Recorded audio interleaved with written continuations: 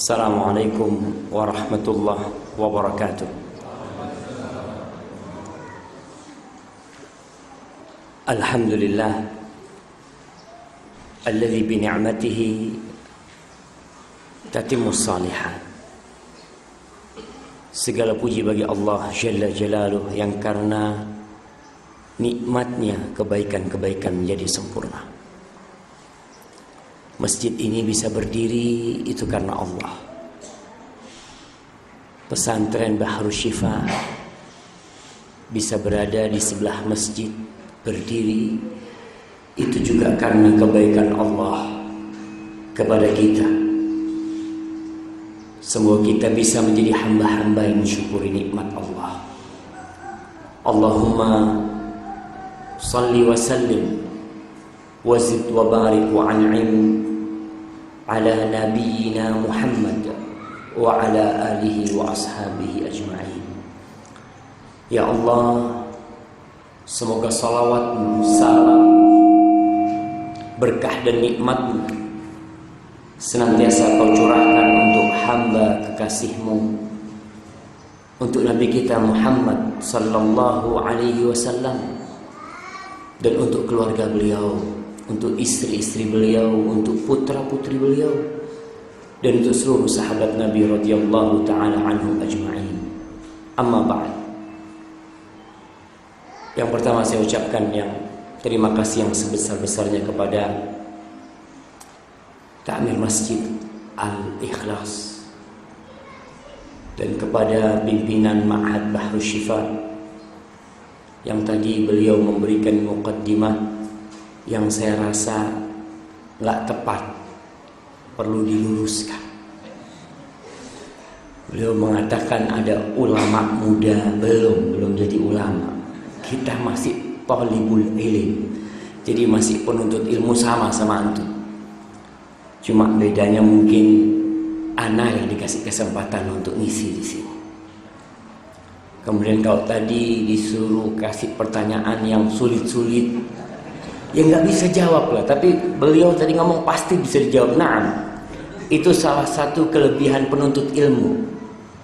Dia walaupun nggak bisa jawab tetap jawab. Dia mengatakan wallahu a'lam. Itu sudah jawaban jamaah. Nah, daripada jawab nyeleneh ketika dia mengatakan wallahu a'lam, berarti dia itu thalibul ilm. Dia penuntut ilmu yang tahu menjawab pertanyaan yang sulit. Tapi alhamdulillah, tepat pukul 9 hari Ahad tanggal 20 Safar 1438 Hijriah, kita duduk bersama di masjid ini memakmurkan rumah Allah. Karena kebanyakan umat Islam itu lebih suka memakmurkan pasar daripada memakmurkan rumah Allah. Itu salah satu penyakit yang menimpa kebanyakan umat Islam. Hari Ahad biasanya orang kalau tidak memakmurkan pasar, memakmurkan alun-alun. Ya. Padahal kita tahu Rasul sallallahu alaihi wasallam mengatakan ahabbul biqa'i ilallahi masajiduha wa abghadul biqa'i ilallahi aswaquha. Tempat yang paling dicintai Allah itu masjid, yang paling dicintai Allah. Dan yang paling dibenci sama Allah itu pasar. Tapi realitanya umat Islam lebih suka ke pasar daripada ke masjid. Coba tanyakan kepada diri kita, langkah kita ini lebih sering ke masjid apa ke pasar? Khususnya ibu-ibu. Mungkin sebagian ibu-ibu mengatakan, Ustaz, kan wanita itu tidak dianjurkan sholat berjamaah ke masjid. Betul. Dan juga tidak dianjurkan berangkat ke pasar. Kalau kita mau bicara tidak dianjurkan, bahkan wanita itu kata Allah, waqarna fi buyutikun. Kalian netep di rumah kalian, jangan kemana-mana. Kecuali ada perlunya. Kalau harus keluar, wala tabarrujna tabarrujal jahiliyah dulu. Kalau harus keluar, tapi nggak boleh kau bersolek seperti solek yang orang-orang jahiliyah yang dulu.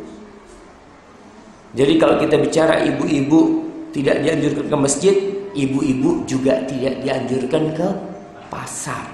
Nggak ada anjurannya ibu-ibu ke pasar. Itu tempat yang paling dibenci sama Allah di muka bumi ini.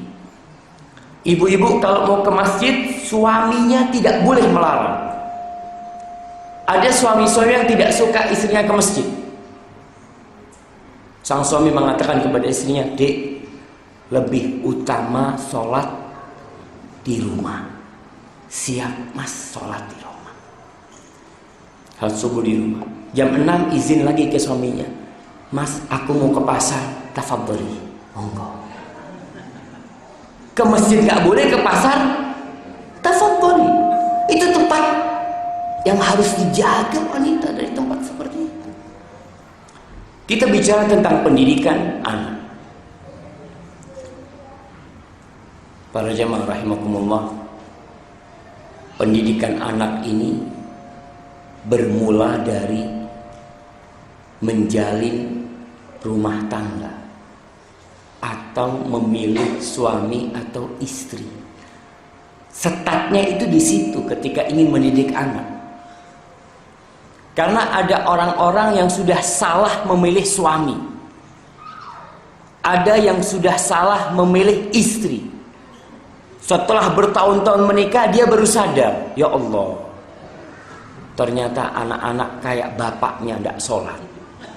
Umpamanya, sang ibu sadar, yang didik anak ini siapa? Ya ibunya sebenarnya, yang memilihkan bapak itu. Pernah salah seorang tabi'in, Abu Aswad Ad-Du'ali, dia kumpulkan anak-anaknya.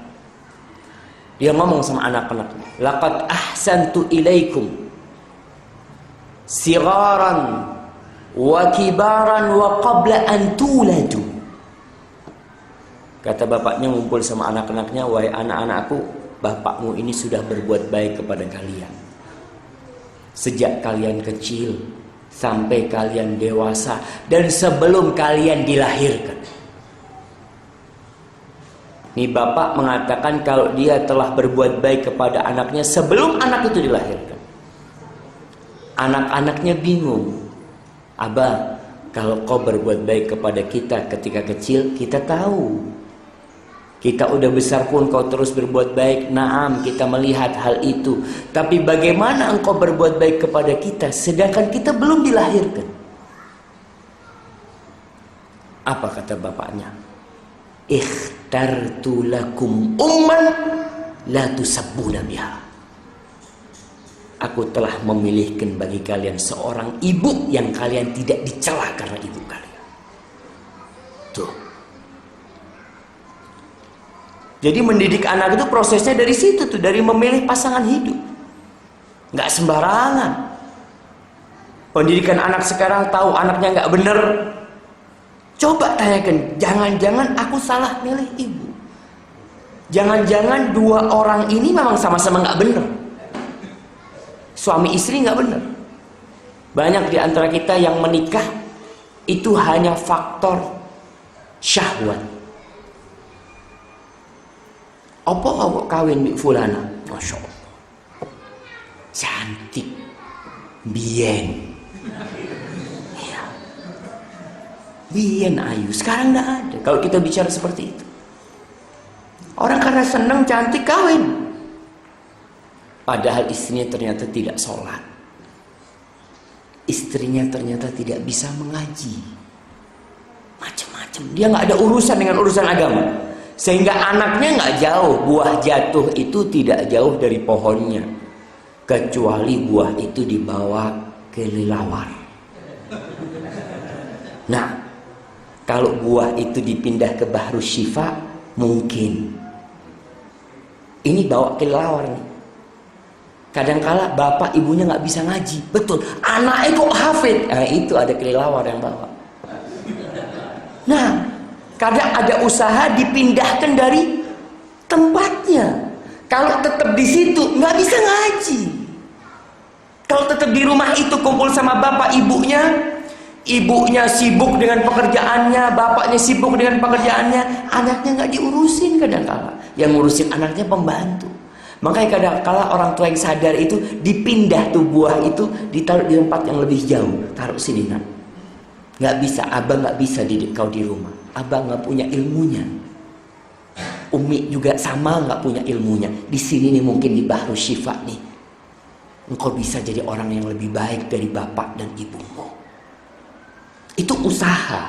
Ketika sadar ternyata salah memilih pasangan hidup, begitu pula sang istri kadang-kala. Ya Allah nak, ternyata bapakmu ini ngaji dak iso nak.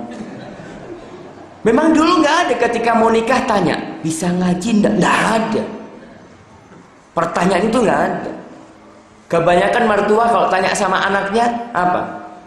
Kerja di mana? Insya Allah. Dokter, alhamdulillah. Insya Allah kapan akad nikahnya? Langsung jemaah. Tahu kerjaannya dokter, kapan akad nikahnya? Kalau kerjanya kerja masih serabutan, Bang. Oh. Iya, anaknya masih mau sekolah. Tidak jadi, padahal tidak ada anaknya mau sekolah. Cuma karena kerjanya masih serabutan ini, tidak bisa diterus ini. Langsung di-cut di situ jam. Ini kejadian nyata kita. Banyak orang tua mertua itu nggak tanya, kau hafal Quran berapa? Kau sholat subuh di mana? Di masjid apa di rumah kau sholat subuh? Jarang orang tua tanya seperti itu. Padahal kalau urusan pekerjaan jamaah, Allahu Akbar. Ada orang yang nikah dengan suami yang kaya raya, 2 tahun bangkrut suaminya, habis. Dan itu orang yang kerjanya serabutan baru mulai mendaki Allah kasih rezeki yang halal dan baik. Saya tidak akan bicara itu, tapi itu perlu dipikirkan bersama untuk anak-anak kita nanti. Bagaimana supaya kita punya cucu-cucu yang soleh dan soleha. Kita juga harus mikir memilih pasangan hidup buat anak-anak kita. Setelah anak itu lahir, proses anak itu lahir panjang. Tapi kita bicara setelah itu anak lahir. Ada orang yang sampai mati tidak punya anak. Ada. Allah mengatakan wa yaj'alu may yasha aqima.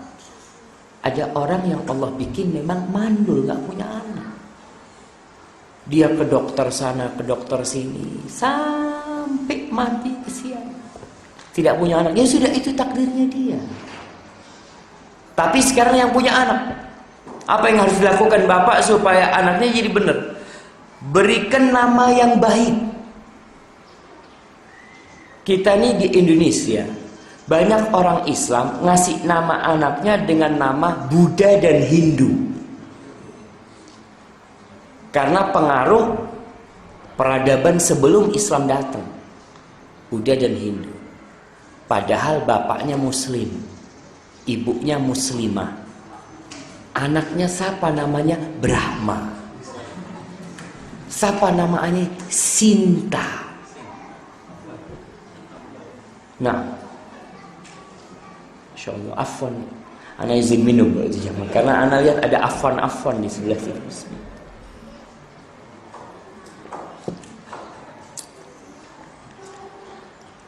Alhamdulillah. Ma'asyiral muslimin rahimakumullah, hak anak, salah satu hak anak yang penting itu adalah diberi nama yang baik. Tentunya dirawat, dididik, ketika besar dikawinkan. Jangan berkata apa arti sebuah nama. Nama itu berpengaruh kepada kehidupan seseorang. Ada orang yang memberikan nama kepada anaknya model ngeliat di Al-Quran. Orang dulu itu pokok nemu di Al-Quran, tulis, bukan nulis. Dia buka Quran, dulu Quran terjemahan itu jarang. Orang-orang dulu itu sulit mendapatkan Quran terjemahan. Sekarang alhamdulillah, orang tua buka, tulis. Ada satu anak namanya Sahirun Alim. Di Quran disebutkan, di surat apa Ustaz Imam? Sahirun Alim, artinya penyihir yang pinter. Tidak ada dalam Al-Quran, Ada, iya. Ceritanya Fir'aun itu, fa'tu bikulli sahirin alim. Datangkan semua penyihir yang pintar. Orang tua ketika tangan di situ, bagus ini. Belum ada ini di Lumajang sahirun alim. Dikasih nama penyihir yang pintar. Ya, kesalahan orang tua. Modal semangat. Ada yang ngasih nama anak. Ini kejadian di Semarang, teman cerita dulu. Namanya itu minal khosirin, termasuk orang-orang yang merugi. Bapaknya nggak tahu bahasa Arab. Antum ketawa-ketawa karena ngerti. Tapi yang nggak ngerti diem. Apa salah nih minal khosirin? Kan ada dalam Al-Quran. Artinya termasuk orang-orang yang merugi. Ketika anak ini dewasa ngerti, ya Allah, bapak salah ngasih nama anak. Betul, salah besar itu ya, anaknya didoakan minal khosirin. Tapi orang tua nggak ada sebenarnya yang niat seperti itu. Tapi karena salah, orang selalu minggat, minal khosirin di sini. Dia kan sudah setiap orang manggil minal khosirin, dia ganti nama, ditambah laisa minal khosirin, bukan termasuk orang-orang yang merugi. Ya mau nggak mau harus dirubah. Dan ini penting memberikan nama, jamaah. Ada di Indonesia sampai hari ini ada namanya anak ribut. Ada. Di kampung itu ribut. Apa boleh ngasih nama anak seperti itu? Orang tua nggak bener ngasih nama anaknya. Sampai ada sebuah athar yang menyebutkan seorang anak mengadukan bapaknya kepada Umar bin Khattab radhiyallahu taala anhu. Si bapak ngadukan dulu, anaknya durhaka sama dia. Anaknya balik mengadukan bapaknya. Bapakku yang nggak didik aku dengan benar. Bapakku ini ngasih nama aku Ju'l. Ju'l itu kumbang yang biasa ngambil kotoran-kotoran. Namaku itu sama bapakku dikasih. Ya, anaknya tentunya nggak benar. Biasanya anak yang namanya ribut, ya suka sakit-sakitan, suka bikin keributan, wajar. Orang itu akan dapat bagian dari nama dia. Karena di masa Rasul SAW ketika ada seorang sahabat datang, Nabi tanya, siapa namanya ente? Ismi Hazan. Namaku Hazan. Hazan itu arti kesedihan atau kesusahan. Kata Nabi, bal anta Sahal. Enggak, tapi namamu sekarang itu Sahal. Sahal itu artinya mudah. Apa kata orang ini? Ma kuntu li ughayyira isman sammani bihi abi. Aku enggak mungkin merubah nama pemberian bapakku, enggak mungkin. Ini orang. Ya Nabi membiarkan, tafadhol, itu hakmu. Aku cuma mengarahkan. Sudah, orang ini pulang dengan nama tetap Hazan. Apa kata cucunya? Sa'id bin Musayyib bin Hazan. Cucunya ini mengatakan, wala tazalil huzunatu fina. Yang namanya kesulitan, keras kepala, kesedihan itu di rumah kita sampai hari ini, kata cucunya. Padahal kakeknya sudah mati. Gara-gara namanya nggak mau dirubah. Maka jamaah merubah nama itu jangan mengatakan ini nama pemberian bapakku. Kalau salah mau dibiarkan. Nama itu nggak harus bahasa Arab, enggak. Tidak ada kewajiban nama itu bahasa Arab, tapi maknanya yang baik. Artinya yang bagus. Siapa namanya? Bagus. Ada namanya bagus.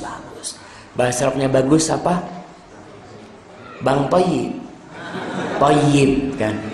Iya, bahasa Indonesia bagus, bahasa Arabnya toyib, nggak masalah. Tapi usahakan memberikan nama itu nama yang baik pokoknya buat anak ini. Rasulullah SAW dalam hadis riwayat Abu Dawud mengatakan, kullu ghulamin rahinatun bi aqiqatihi tudbahu anhu yawma sabi'ihi wa yuhlaq wa yusamma. Semua anak itu tergadaikan dengan akikahnya sampai disembelih. Disembelih itu pada hari ke-7, dipotong dan dikasih nama. Jadi dulu orang ngasih nama itu kadangkala anaknya lahir tanpa nama, nggak masalah. Ada orang yang ngasih nama anak setelah anaknya lahir langsung. Ada yang sebelum lahir sudah ribut cari nama, musyawarah tentang namanya. Apa? Tolong Ustadz, kita dikasih nama yang tidak ada di Lumajang. Dikasih nama Abdullah, oh sudah banyak Ustadz Abdullah. Kasih nama Abdurrahman, oh enggak. Padahal nama yang paling dicintai Allah itu Abdullah dan Abdurrahman. Makanya kalau antum lihat sahabat Nabi Sallallahu Alaihi Wasallam, itu yang namanya Abdullah banyak. Ada Abdullah bin Umar, ada Abdullah bin Amr, ada Abdullah bin Mas'ud, ada Abdullah bin Zubair, ada Abdullah bin Abbas, ada Abdullah bin Abu Bakar. Abdullah, nggak masalah. Yang membedakan apa? Binnya. Makanya kalau ngasih nama itu jangan panjang-panjang. Satu cukup nama. Nama yang kedua nama bapaknya. Ali siapa namanya? Ya Ali. Sekarang namanya orang siapa namanya? Muhammad Ali Zainal Abidin. Muhammad Ali Zainal Abidin. Siapa nama bapaknya? Siapa ya bapaknya? Kadang-kadang dia dengan nama asli bapaknya nggak tahu. Karena di nama anak nggak ada nama bapaknya. Terlalu panjang namanya. Ali bin Abi Thalib, Umar bin Khattab, Utsman bin Affan, Abdurrahman bin Auf, Sa'ad bin, namanya ya Sa'ad namanya. Nggak ada lagi namanya Sa'ad, ya Sa'ad. Abu Ubaidah siapa namanya? Amir. Namanya satu, Amir. Kita pun contoh yang seperti itu supaya anak kita dapat pendidikan yang baik. Kau nak, saya namanya siapa? Syafiq bin Riza. Nama abah anak Riza. Makanya anak kalau ada orang nyebut nama anak tanpa bapak, anak marah. Anak ada ini karena ada bapak anak. Termasuk kebaktian anak selalu menyantumkan nama bapaknya di belakang dia. Oh itu anaknya fulan, supaya tahu diri dia. Ini termasuk proses mendidik anak. Nah, kok itu nggak akan ada di muka bumi ini kalau bukan karena sebab orang tuamu. Allah menjadikan ada orang tua. Makanya Allah wasiatkan anak berbakti sama orang tua. Allah langsung mewasiatkan. Wa'budullaha wa la tusyriku bihi syai'a wa bil walidaini ihsan. Kau sembahlah Allah, beribadah kepada Allah, jangan berbuat kesyirikan sedikit pun, dan berbuat baik kepada orang tua. Allah yang menciptakan kita, dan orang tua kita sebab wujud kita di muka bumi ini. Maka pilih nama dan cantumkan di belakang nama antum nama bapak antum. Anak kita pun gak gitu. Namanya satu, yang kedua nama bapak. Kau ingat kau itu anaknya fulan. Para jamaah dulu kalau antum membaca sejarah di barat, mereka itu nama itu mesti ada binnya. Umpamanya Michael son of Henry, itu selalu pakai bin. Anak-anak hasil zina nggak pakai bin.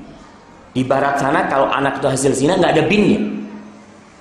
Nama langsung nama gelarnya atau marganya, tapi tidak pakai bin. Ketika di Amerika banyak anak zina, di Eropa khusus banyak anak zina, akhirnya terjadi kesenjangan sosial di antara mereka. Nih anak jelas nasabnya, nih anak gak jelas nasabnya.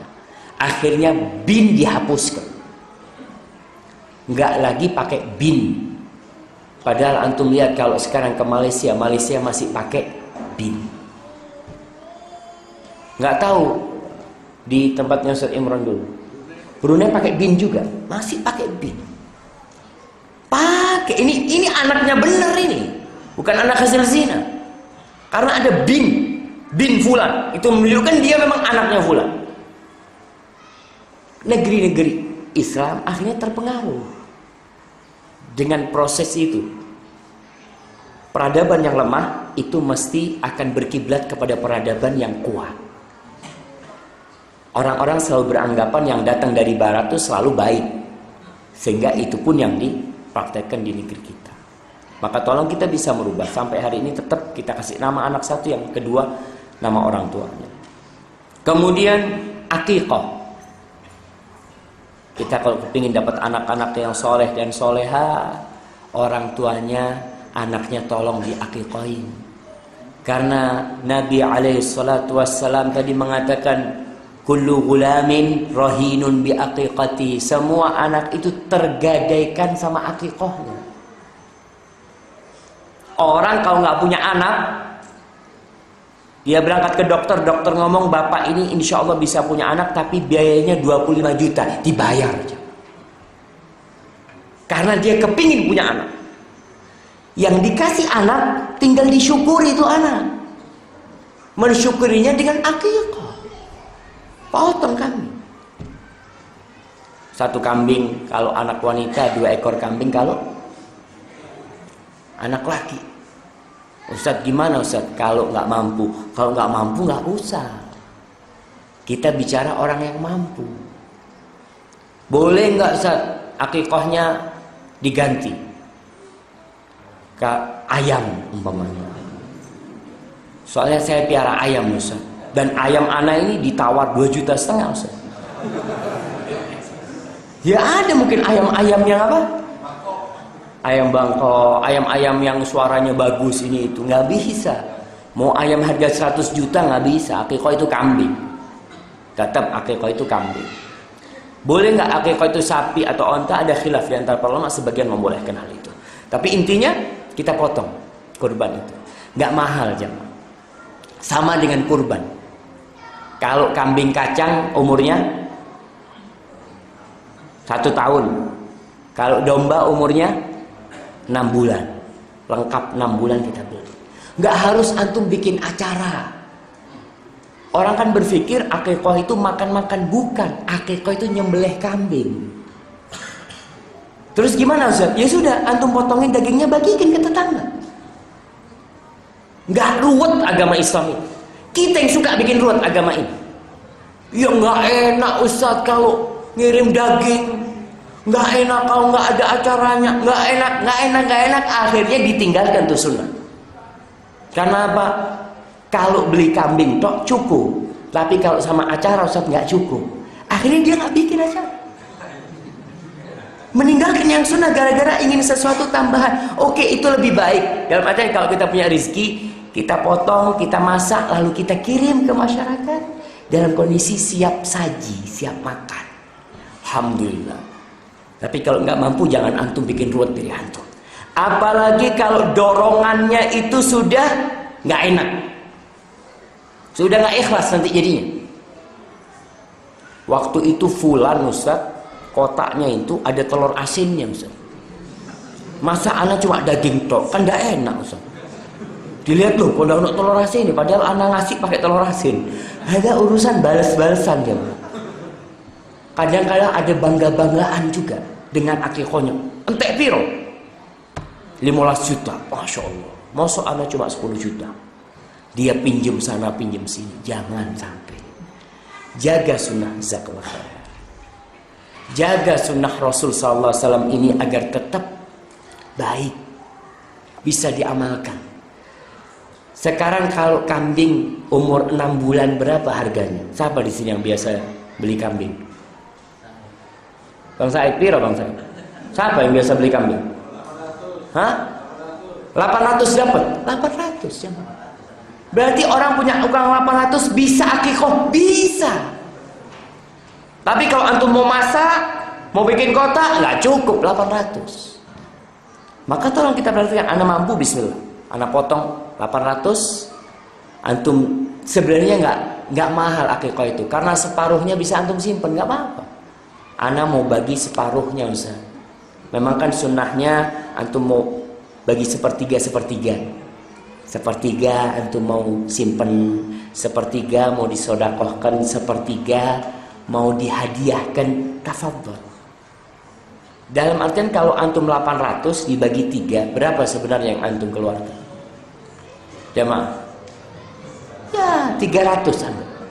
600 yang antum keluarkan. Yang 300 antum makan sendiri, alhamdulillah, buat sebulan. Cukup jemaah 300 daging kambing. Anaknya baru 1. Iya kalau anaknya banyak mungkin. Bismillah. Akikah jemaah. Kita dalam rangka mendidik anak. Ustaz gimana Ustaz kalau sampai hari ini anak belum diakikahin? Ya akikah. Karena sabda Nabi SAW, anak itu tergadaikan. Tahu barang gadaian? Kapan ditebusnya barang gadaian? Kalau sudah kau bayar. Dan anak ini pun, Ustaz, anaknya sudah umur 5 tahun Ustaz. Masa akikah? Ya tetap tergadaikan. Mau umur 20 tahun, dia itu tetap tergadaikan. Kalau kau akikahin selesai, kau bayar gadainya. Dan ini salah satu bentuk syukur kita kepada Allah.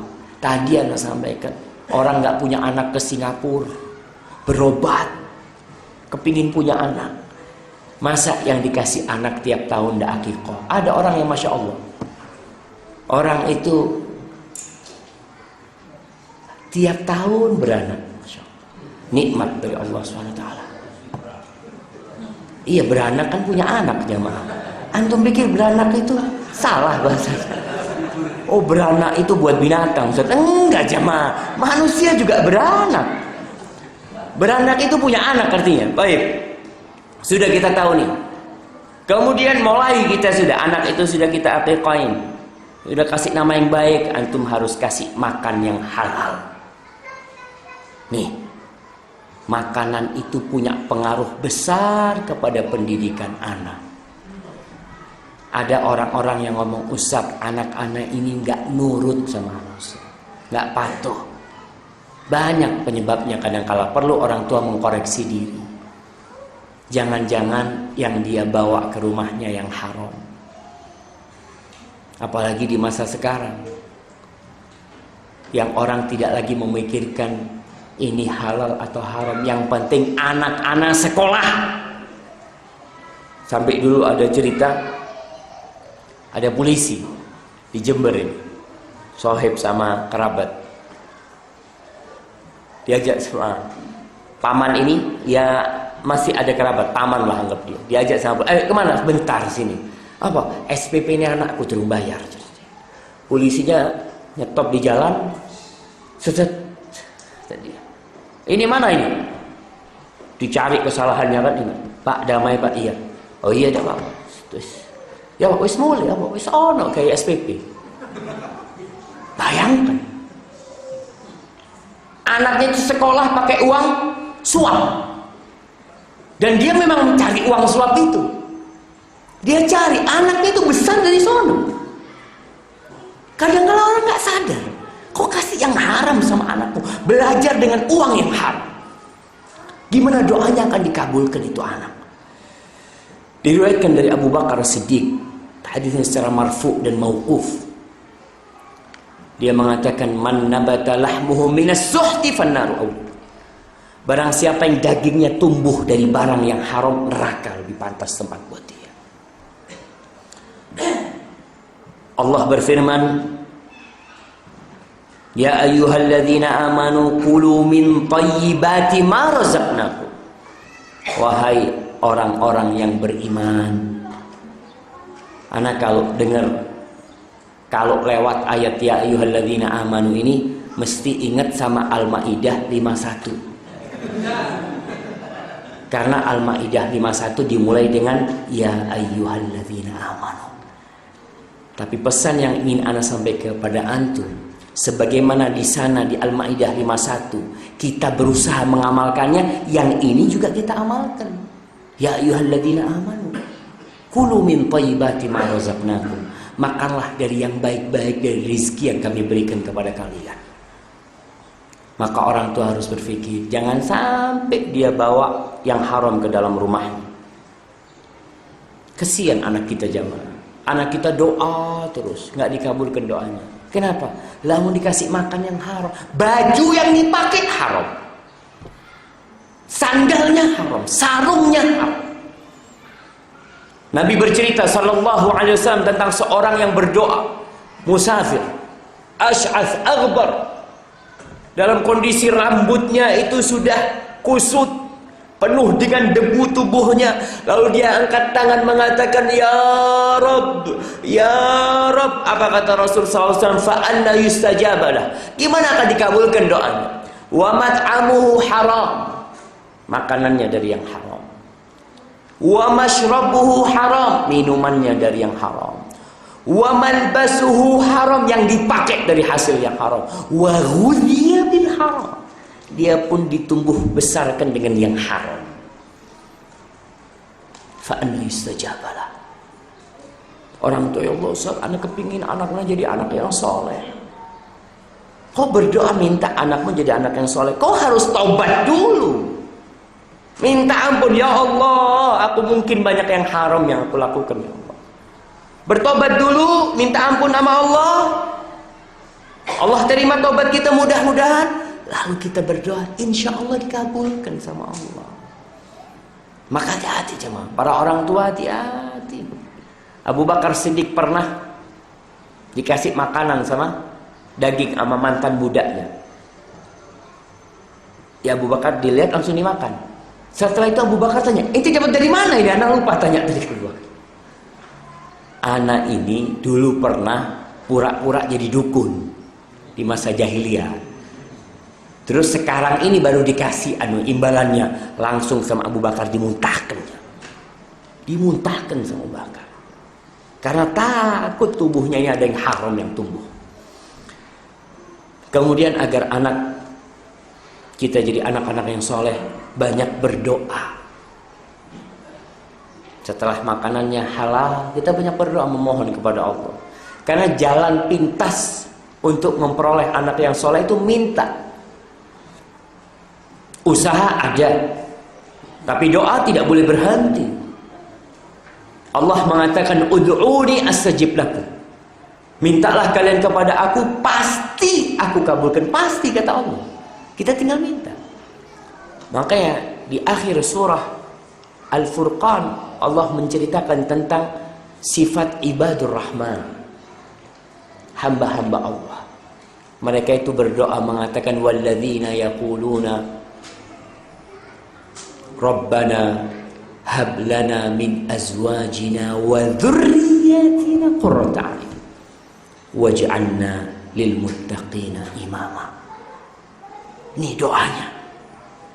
Minta, ya Allah, Rabbana hab lana, ya Allah, anugerahkan kepada kami dari istri-istri kami dan keturunan-keturunan kami apa? Qurrata a'yun, penyedap pandangan mata. Antum melihat ada orang kalau melihat anaknya seneng orang tuanya. Tapi ada orang tua kalau melihat anaknya pulang langsung sumpah. Ada. Karena tahu ini anak bawa penyakit pulang. Urusannya sama polisi, urusannya. Ada anak-anak yang seperti itu. Minta kau sama Allah. Ada orang tua yang doanya minta rizki doang. Duit doang yang diminta, rumah, mobil, usahanya lancar, anaknya sehat. Iya, anaknya sehat, tapi nggak soleh. Apa gunanya? Maka minta, qurrata a'yun waj'alna lil muttaqina imama. Jadikan kami imam-imam bagi orang-orang yang bertakwa. Minta itu doanya. Kemudian baca doa nih, orang tuanya baca doa yang di surah Al-Ahqaf ayat 15. Allah menceritakan khususnya yang umurnya 40 tahun. Banyak baca doa ini. Allah menceritakan hatta idza balagha ashuddahu wa balagha 40 sanatan qala rabbi auzi'ni an ashkura ni'mataka allati an'amta 'alayya wa 'ala walidayya wa an a'mala salihan tardah wa aslih li fi dhurriyyati inni tubtu ilaika wa inni minal muslimin. Ustaz, kalau bacaan anak salah tolong dibetulkan, Ustaz. Soalnya anak nggak enak sama Ustaz Ibrahim. Baik. Itu kalau sudah masuk puncak masa mudanya sampai umur 40 tahun udah banyak baca doa nih. Banyak. Rabbi auzi'ni, Allah bantulah aku ya Allah, berikan taufikmu kepada untuk apa? An ashkura ni'mataka allati an'amta 'alayya, agar aku bisa mensyukuri nikmat yang kau berikan kepada aku ya Allah, dan nikmat yang kau berikan wa ala walidayya wa an a'mala salihan tardah, dan bantulah aku untuk bisa beramal soleh ya Allah, wa an a'mala salihan tardah wa aslih li fi dzurriyyati, dan ya Allah tolong perbaiki anak keturunanku ya Allah. Dia minta ke atas supaya dia bisa mensyukuri nikmat yang Allah berikan kepadanya dan kepada orang tua, supaya anak bisa berbakti sama orang tua. Dan dia juga minta sama Allah supaya anak keturunannya diperbaiki. Inni tubtu ilaik, aku bertobat kepadamu. Ini penting. Dan aku termasuk orang-orang Islam. Tolong banyak orang tua baca doa itu. Ada orang tua yang nggak care sama anaknya. Udah tahu anaknya nggak benar dan tidak pernah berdoa meminta kepada Allah. Sudah Ustaz, anak minta dan anak berdoa, ya Allah mudah-mudahan anakku tabrakan. Iya, ada orang tua yang sudah pegel sama anaknya, sudah nggak kuat sama anaknya, minta anaknya supaya tabrakan, dan anaknya nggak tabrakan. Orang tuanya tambah sumpah. Ada orang tua yang seperti itu. Seharusnya dia doa kebaikan buat anaknya. Dan orang tua memperbaiki diri. Dia tanya, kenapa doaku nggak dikabulkan? Mungkin ada dosa-dosa masa lalu yang kau belum taubat sama Allah. Mungkin ada harta-harta haram yang kau makan, yang kau berikan kepada anakmu. Ya bersih-bersih, kita perlu bersih-bersih diri kita. Nabi Ibrahim berdoa buat anaknya, Rabbi ij'alni muqimas shalah wa min dzurriyyati. Rabbana wa taqabbal du'ai. Ya Allah, Nabi Ibrahim, bayangkan di doanya Nabi Ibrahim. Ya Allah, wahai Rabbku, jadikan aku orang yang mendirikan sholat. Minta Nabi Ibrahim sama Allah supaya bisa mendirikan sholat. Wa min dzurriyyati, dan anak keturunanku. Minta lagi. Dan setelah itu dia mengatakan, Rabbana wa taqabbal du'a, ya Allah, kabulkan doaku ya Allah. Ingat, bukan cuma minta harta. Biasanya orang tua doakan anaknya, nak mudah-mudahan sukses, mudah-mudahan urusanmu lancar, mudah-mudahan keluargamu jadi keluarga yang harmonis, dan tidak pernah mendoakan buat anaknya supaya jadi orang-orang yang menegakkan sholat. Nabi Muhammad SAW dalam hadis riwayat Bukhari, beliau itu sering kalau dapat Hasan dan Husain, beliau bacakan doa untuk keduanya. Nabi mengatakan, u'idzukuma bikalimatillahi tammah min kulli syaitanin wa hammah wa min kulli ainin lam. Nabi baca, aku memohon perlindungan kalian, untuk kalian dengan kalimat-kalimat Allah yang maha sempurna dari syaitan dan dari binatang yang berbisa dan dari setiap pandangan mata yang membuat sakit. Itu doa Nabi. Nabi minta. Apalagi kita.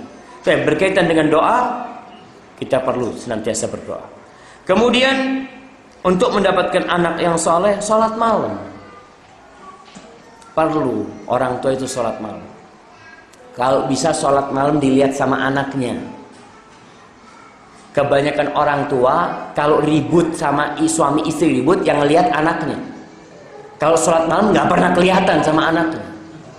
Seharusnya kalau lagi ribut, jangan sampai anak itu kelihatan. Kita mau ngasih nasihat sama istri kita, jangan sampai anak itu kelihatan. Pas lagi ngobrol, si suami sakit hati sama istrinya, aku mau ngomong sama kau ya, ini anaknya lagi semua sini. Sang anak semuanya nunduk, lihat bapaknya marah sama ibunya. Apa seperti itu mendidik anak? Enggak, jamaah. Kok rusak karakter anak itu? Tumbuh di dirinya, Allahu Akbar.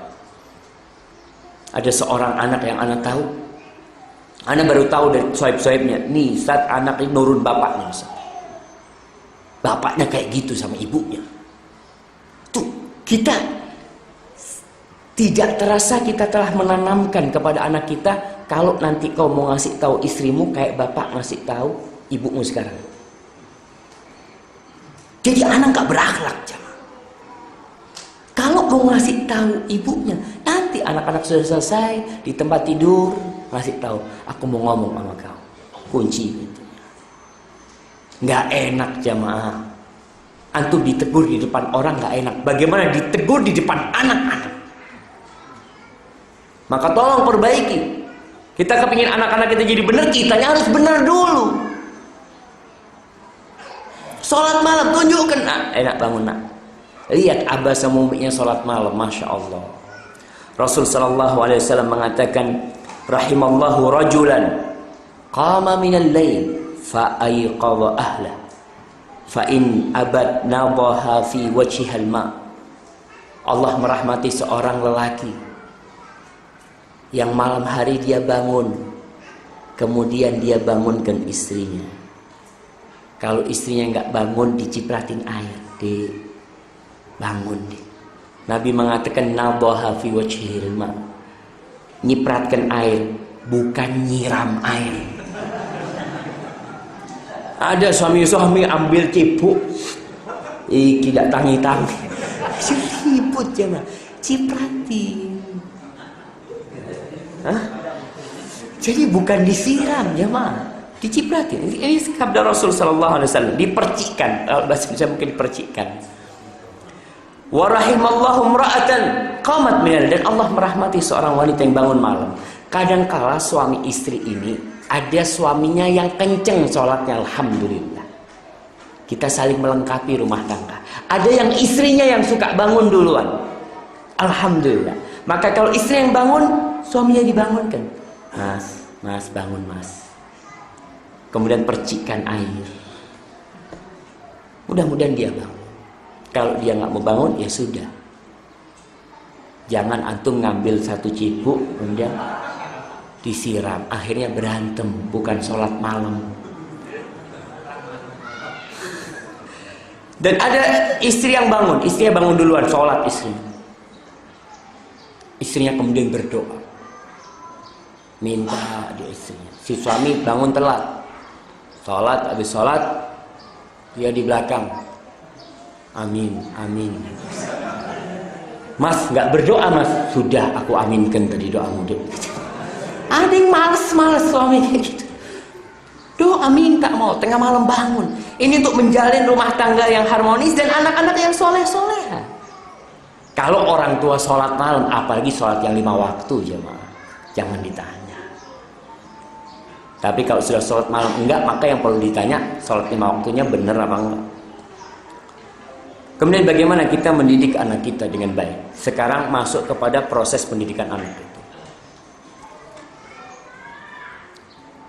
Karena di negeri kita, pendidikan yang banyak dipakai ini masih ada pengaruh dari penjajahan Belanda.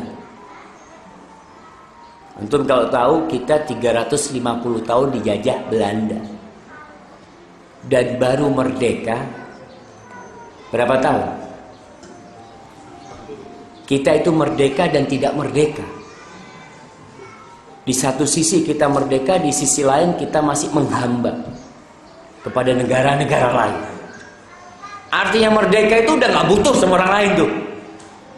Kita sudah bisa ngatur diri kita sendiri, tapi ternyata enggak. Baik, di pendidikan masih yang menjadi acuan banyak sekolahan itu barat. Umpamanya pendidikan tidak boleh mukul anak.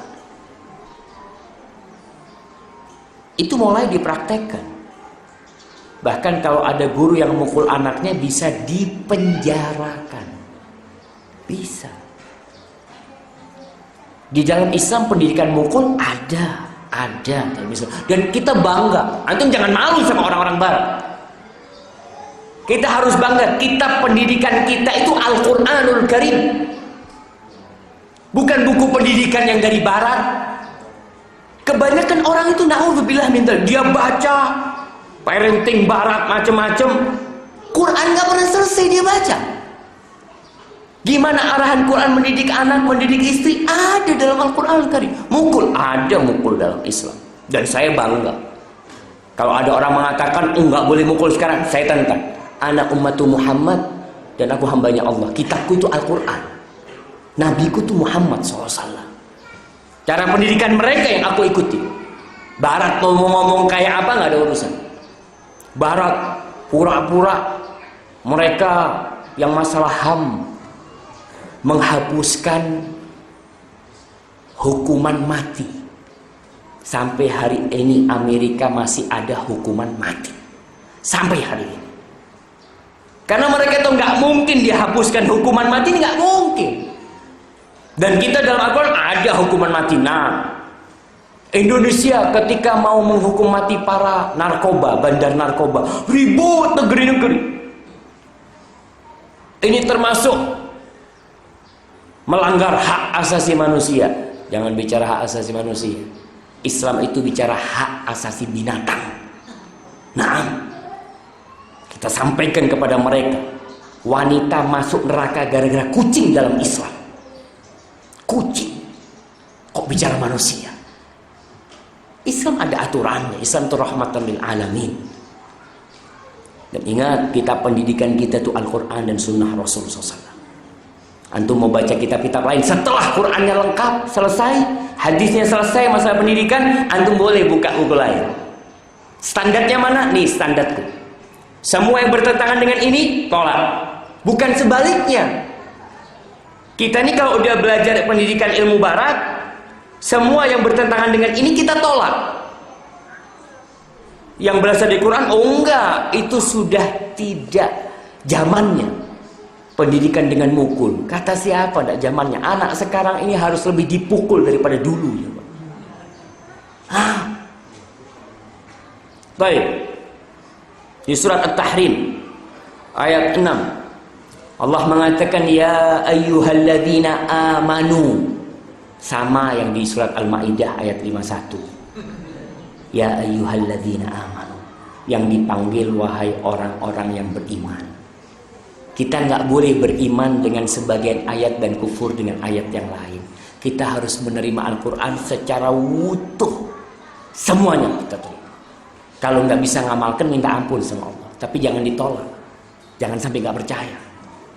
Allah mengatakan ya ayyuhalladzina amanu qu anfusakum wa ahlikum nar waquduhan nas wal hijarah 'alaiha malaikatun ghiladun shidad la ya'sunallaha ma amarahum wa yaf'aluna ma yu'marun.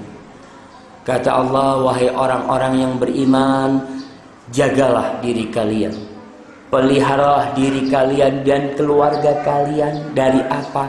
Dari api neraka. Dari api neraka. Orang tua sering ngomong sama, nah awas nak jatuh. Itu karena cinta orang tua. Orang tua ngelihat mau nyebrang sungai, anaknya nggak bisa digendong sama bapaknya. Loncat bapaknya, digendongkan anak. Itu menjaga anak kita dari jatuh, dari terpeleset. Kita jaga diri ini. Yang lebih penting bukan itu, tapi menjaga anak keturunan kita dan keluarga kita dari api neraka. Kalau ada kebakaran di rumah kita, bapak itu masuk rumah, dia keluarkan anak istrinya, api dunia. Tapi ada orang tua yang membiarkan istri dan anaknya dijungkrakno atau diseret masuk neraka sama suami. Dia tidak menjaga, malah didorong istri dan anak-anaknya. Ada orang yang mendorong anaknya untuk jadi artis. Nah, anaknya jadi penyanyi dangdut. Oh, seneng orang tuanya. Anakku juara 1 dangdutan sa-RW. Nanti naik sedesa, nanti naik. Kok mau dibawa kemana anakmu? Mau diantar kemana anakmu? Kita suruh jaga anak kita dari api neraka, dan kita bawa ke jalan neraka anak-anak kita. Antum lihat kehidupan Allah. Kemarin Anda baca berita, ada gadis model. Orang tua seneng anaknya jadi model. Loncat dari apartemen, bunuh diri. Orang tuanya mengatakan tidak mungkin anak saya bunuh diri. Kenapa tidak mungkin?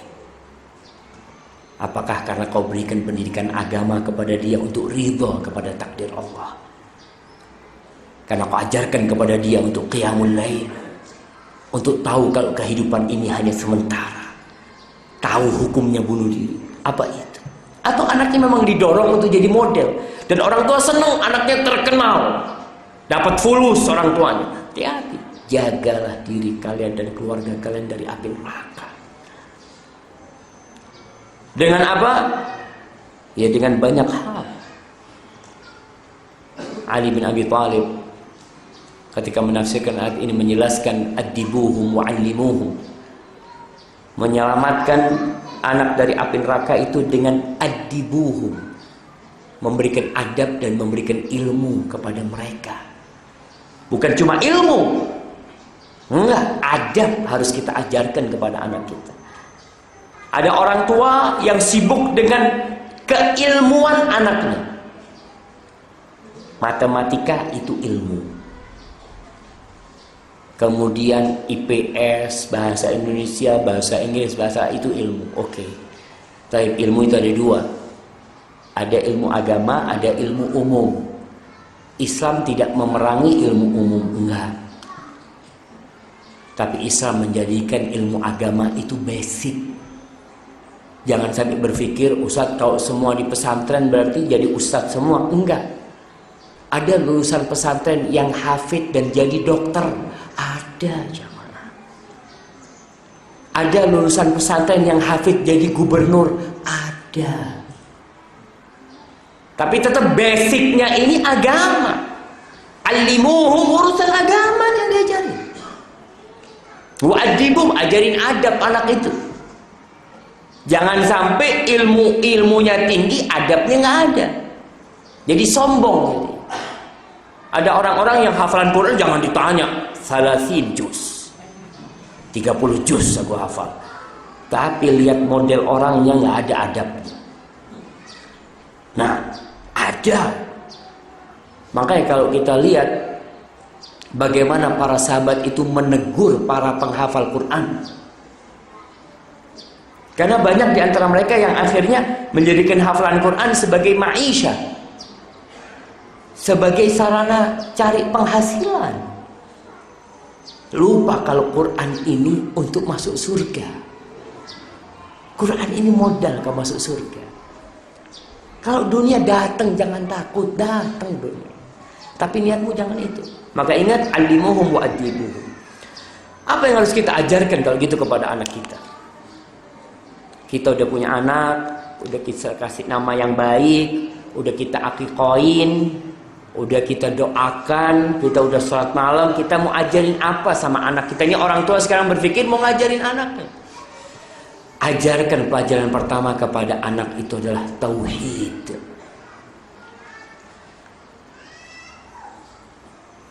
Abdullah bin Umar, dia menceritakan dulu para sahabat itu dikasih iman dulu, baru dikasih Al-Quran.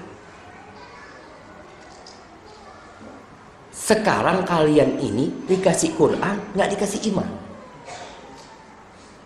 Itu bermasalah. Artinya apa? Para sahabat itu mempelajari Al-Quran, ditumbuhkan keimanan di diri mereka. Sehingga ketika ada perintah-perintah Allah, langsung diamalkan sama mereka. Ketika perintah jilbab, umpamanya. Kenapa sekarang orang Islam padahal bisa baca Quran, ya fasih baca Quran, tapi nggak pakai jilbab? Dia baca perintah Allah itu wal yudnina min, apa kata Allah? Wa qul lil mu'minat yaghuddna min absarihinna wa yahfadna furujahunna wa la yubdina zinatahunna illa li bu'ulatihinna au aba'i bu'ulatihinna. Dia baca tuh ayat, nggak boleh menampakkan auratnya, kecantikannya kepada orang-orang. Baca dia ayat itu. Tapi ternyata dia tetap membuka. Tadi imannya itu di mana? Rasul SAW mendidik para sahabatnya. Yang pertama, menanamkan keimanan. Anak kecil hafalan Quran, naam. Karena anak kecil antum ajarin belum bisa. Anak itu akan sampai umur mumayyiz atau mumayyiz. Umur yang sudah bisa membedakan itu baru bisa diajarin. Umur berapa? Anak itu mulai ditanamkan pendidikan keimanan. Mulai dia tahu tangan kiri dari tangan kanan. Anak kecil kan kadang-kadang belum tahu. Dia tanya sama abahnya, "Bah, yang mana yang kanan, bah?" "Yang ini." "Oh iya," dia makan. Nanti dia makan pakai tangan kiri lagi. Dia tanya, "Bah, kita katakan makan dengan tangan kanan. Yang kanan yang mana, bah?" Belum mumayyiz anak itu. Belum bisa membedakan. Biasanya tadi pendidikannya hafalan. Tapi kalau sudah mulai ngerti, mulai bisa dikasih pemahaman, jangan dikasih hafalan doang. Perlu dikasih pemahaman nih. Mulai. Rasul sallallahu alaihi wasallam mengajarkan tauhid yang begitu mendalamnya. Dan Luqman yang dikenal dengan Luqman Al-Hakim di surat Luqman, yang pertama dia ajarkan kepada anaknya adalah tauhid. Baca tuh surat Luqman. Wa idz qala Luqmanu libnihi wa huwa ya'idhuhu. Ketika Luqman berkata kepada putranya, wa huwa ya'idhuhu, dia memberikan nasihat kepada putranya, "Ya bunayya la tusyrik billah, innasyirka la zulmun adzim." Wahai ananda, jangan berbuat syirik kepada Allah. Kesyirikan itu kezaliman yang besar sekali. Sekarang orang tua duduk nonton film Hindu sama anaknya. Banyak ibu-ibu tuh. Ibu-ibu suka nonton film India. Film Hindu apa film Buddha? Film apa? Hindu. Apa judulnya ibu-ibu? Udah tahu, Ustaz. Pura-pura dah tahu itu. Bismillah. Mudah-mudahan ibu-ibu yang ada di masjid nggak tahu sama film India. Itu ngajarkan kesyirikan kepada anak kita. Syirik, ya namanya film Hindu. Percaya sama dewa-dewa, percaya sama Krishna, apa macam-macam. Wah, ibu-ibu kalau nonton, Masya Allah, supaya nggak diganggu anaknya, anaknya dikasih mainan, main game sana main game. Ibu mau khusyuk, kalau nggak khusyuk nggak enak. Sholat nggak khusyuk, nonton khusyuk. Ini pendidikan yang berbahaya, jemaah. Jangan dianggap remeh. Anak kita biasa melihat seperti itu, kesyirikan dia lihat biasa anak-anak itu. Karena sang ibu ikut nonton. Matikan yang seperti itu. Pendidikan-pendidikan kesyirikan itu banyak. Televisi kita ini wallahu a'lam, kalau dilihat dari 100% tayangan yang di situ, mungkin 5% yang bermanfaat buat kita dan anak-anak kita. Ada orang yang kerjanya nonton berita, mengikuti perkembangan sianida.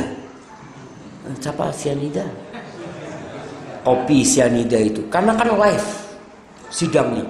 Orang tua itu nonton, anaknya nggak diurusi. Maka tolong perhatikan, pendidikan pertama itu tauhid, ajarkan. Segala hal yang berbau kesyirikan, jauhkan dari anak kita.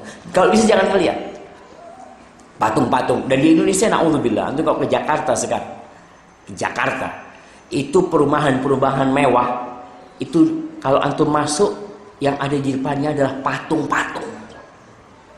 Patung-patung. Tuh anak kita ditampakkan seperti ini. Dan ada patung kecil-kecil yang pakai sayap. Malaikat, kata mereka. Kok bisa dibiarkan di negeri kita? Ya kitanya tidak mengamalkan Islam dengan benar. Kitanya membiarkan hal itu. Karena pemilik perumahan-perumahan itu notabene-nya non-muslim. Dan dia berhak bikin. Ya antum kok tinggal di tempat itu? Nggak ada yang lainnya. Ustaz, Allah, bumi Allah itu luas. Maka kita perlu memilih tempat yang anak kita itu tauhid pendidikan. Dan mudah-mudahan nih, kampung apa namanya sini? Bagusan. Mudah-mudahan jadi kampung Al-Quran dan kampung tauhid. Masyarakatnya sudah masyarakat yang bertauhid dan hafal tuh Quran. Sehingga orang kalau mau ngaji tinggal di sini seminggu, jangan seminggu, seahad atau sejumat, udah jadi baik karena lingkungannya lingkungan yang baik, tauhid. Rasul sallallahu alaihi wasallam lihat nih bagaimana Nabi alaihi salatu wasallam mengajarkan tauhid kepada sepupunya Abdullah bin Abbas radhiyallahu taala anhu. Dia mengatakan, "Ya gulam, wahai bocah, inni u'allimuka kalimat." Nih bocahnya ini Abdullah bin Abbas lagi naik kendaraan sama Nabi, dibonceng sama Nabi alaihi salatu wassalam. Dalam kondisi di jalan. Maka orang tua kalau lagi naik mobil sama anaknya, naik motor sama anaknya, berdua sama anaknya, ngobrol sama anaknya, suntik tuh anaknya dengan pendidikan-pendidikan yang baik tentang tauhid. Rasulullah mengatakan kepada misanannya Abdullah bin Abbas, "Inni u'allimuka kalimat." Aku ajarkan kepadamu beberapa kalimat. Ihfadillah yahfadka. Jagalah Allah, Allah akan menjagamu. Tauhid. Nah, kau jaga Allah, Allah akan menjagamu. Ihfadillah tajidhu tujah. Jagalah Allah, niscaya kau akan mendapati Allah di hadapan. Apapun masalah yang kau hadapi, kalau kau jaga Allah, selesai. Diajarin supaya anak ini merasa diawasi sama Allah. Kemanapun kau berada, nak. Kadangkala ada bapak yang ngajarin anaknya, awas ya kalau ketahuan bapak ya. Anak ini diajarin bukan takut sama Allah. Diajarin apa? Kalau ketahuan bapak, apa kata anaknya? Ya, anak cari tempat yang gak ketahuan. Dia akan cari. Makanya banyak anak itu melakukan kesalahan-kesalahan yang sudah parah baru ketahuan sama bapaknya. Karena yang ditanamkan oleh bapaknya itu, awas kalau ketahuan bapak. Tapi ini anak sama Nabi nggak diajarin gitu. Diajarin bagaimana dia merasa diawasi oleh Allah. Bapakmu nggak ada, sampai ke anak. Allah tapi mengawasimu. Mungkin bapakmu pergi, ibumu tidur, Allah melihat engkau. Diajarin tuh anak. Idza sa'alta fas'alillah, mulai naik lagi. Kalau kau punya perlu, kalau kau mau minta, minta sama Allah. Nabi tidak mengatakan alaihi salatu wasallam, kau minta sama aku. Enggak. Minta sama Allah. Kita ajarkan kepada anak kita. Dia kepingin sepeda, kepingin main macam-macam. Kadang-kadang dia kepingin apa sekarang yang rame, Lego. Anak-anak minta Lego, ya nanti bapak belikan. Ajarkan kepada, nah kau minta sama Allah. Minta, kau sholat nanti minta sama Allah. Ya Allah berikan kepada aku Lego ya Allah. Ajarkan anak itu supaya mintanya sama Allah. Kau minta sama Allah supaya bapakmu dapat rezeki. Tapi tetap anaknya dikasih tahu, nak yang ngasih itu bukan bapak. Allah huwa Razzaq, yang ngasih rezeki itu Allah bukan bapak. Jadi kau minta. Bapak punya duit, kau nggak mau ngasih, kau nggak ngasih sama kau. Tapi kalau Allah, innallaha huwa Razzaq dzul quwwatil matin. Ajarkan kepada anak kita supaya dia minta sama Allah. Tumbuh besar dia punya urusan apa-apa, ya Allah. Sama Allah dia minta. Baru setelah itu dia ngomong sama bapaknya, Pak aku kepingin kayak gini, aku sudah berdoa, aku sudah mohon sama Allah. Alhamdulillah nak, terus berdoa jangan berhenti. Mudah-mudahan Allah kasih rezeki. Wa idza sta'anta fasta'in billah. Kalau kau mau minta tolong sama siapa? Sama Allah. Ditanamkan di dalam jiwa anak. Umur Ibnu Abbas pada waktu itu belasan, 11, 12, ya masih anak-anak. Tapi udah mulai disuntik dengan pendidikan seperti ini. Kita kadang-kala kalau punya masalah lari ke orang tua anak-anak itu. Nah kalau punya masalah besar, bapakmu mungkin gak bisa bantu, kau ambil uduk, kau sholat, minta sama Allah, minta tolong sama Allah. Kau kan tiap hari mengatakan iyyaka na'bud wa iyyaka nasta'in. Saatnya kau tunjukkan permohonanmu kepada Allah, minta tolong sama Allah. Mau ujian, minta tolong sama Allah. Kadang-kala, nah ayo belajar nak, ayo. Sebelum belajar ngomong, nah kau minta dulu sama Allah. Mudah-mudahan belajarmu mudah. Mudah-mudahan kau lulus ujian. Yang bisa membuatmu naik itu bukan belajarmu sekarang, bukan. Tapi karena Allah yang memudahkannya untukmu. Ini perlu orang tua mengajarkan hal itu kepada anaknya. Lalu naik lagi kepada iman kepada takdir. Nabi mengajarkan kepada Abdullah bin Abbas, wa'alam anna al-ummata law ijtama'at ala an yanfa'uka bi syai' lam yanfa'uka illa bi syai'in qad katabahu Allahu lak. Ketahuilah, andai kata seluruh umat, gambarkan kepada anak kita, andai kata seluruh penduduk Lumajang, andai kata seluruh penduduk Indonesia berkumpul bersatu untuk memberikan manfaat kepadamu, nak, mereka tidak akan bisa melakukan itu. Nggak bisa. Kecuali kalau Allah mengizinkan hal itu. Nah. Intinya tuh semuanya dari Allah. Nah. Kau jangan takut. Kadang-kadang orang kalau sudah mau urusan apa, minta tolong sana, minta tolong. Oke, nggak apa-apa. Tapi kau harus tahu yang bisa memberikan manfaat itu cuma Allah. Wa in yamsaskallahu bidurrin fala kashifa lahu illa hu. Sebaliknya, kata Nabi SAW, wa in ijtama'u ala an yadurruka bi syai'in lam yadurruka illa bi syai'in qad katabahu Allahu 'alaik rufi'atil aqlam wa jaffatis suhuf. Kalau mereka berkumpul untuk memberikan mudarat kepada ini anak, seharusnya dia ranking 1, seharusnya dia dapat pekerjaan, tapi karena sahib-sahibnya nggak suka, karena bosnya nggak suka, mungkin dia mau dipecat. Katakan kepada anaknya, jangan bosmu, nak. Jangan bosmu. Jangan presiden Indonesia. Seluruh presiden berkumpul bersama rakyatnya untuk memberikan mudarat kepadamu. Gak bakal bisa, nak. Urusanmu itu bukan di tangan presiden. Urusanmu itu di tangan Allah. Rufi'atil aqlam wa jaffatis suhuf. Pena itu sudah diangkat dan kertas itu udah kering. Dalam riwayat lain, Rasul sallallahu alaihi wasallam mengatakan, ta'arraf ila Allah fir raha ya'rifka fi syiddah. Wahai bocah, kenalkan dirimu kepada Allah di waktu kau senang. Allah akan kenal sama engkau waktu kau susah. Kita ini kadang-kala kalau susah baru sholat malam. Susah, ake utangi, Masya Allah. Nanti anak mau bangun malam, besok anak mau puasa sunnah. Baru rajin mengenalkan diri kepada Allah di waktu susah. Pesan Nabi kepada Abdullah bin Abbas sallallahu alaihi wasallam, dia mengatakan, kenalkan dirimu kepada Allah di waktu susah, Allah akan, di waktu senang Allah akan kenal sama engkau waktu kau susah. Kita tahu bagaimana kisahnya Nabi Yunus alaihi salam ketika dia dimakan oleh ikan. Apakah Allah biarkan dia dimakan oleh ikan? Enggak. Nabi Yunus mengatakan, la ilaha illa anta subhanaka inni kuntu minadh dhalimin. Itu suara Nabi Yunus diangkat ke langit.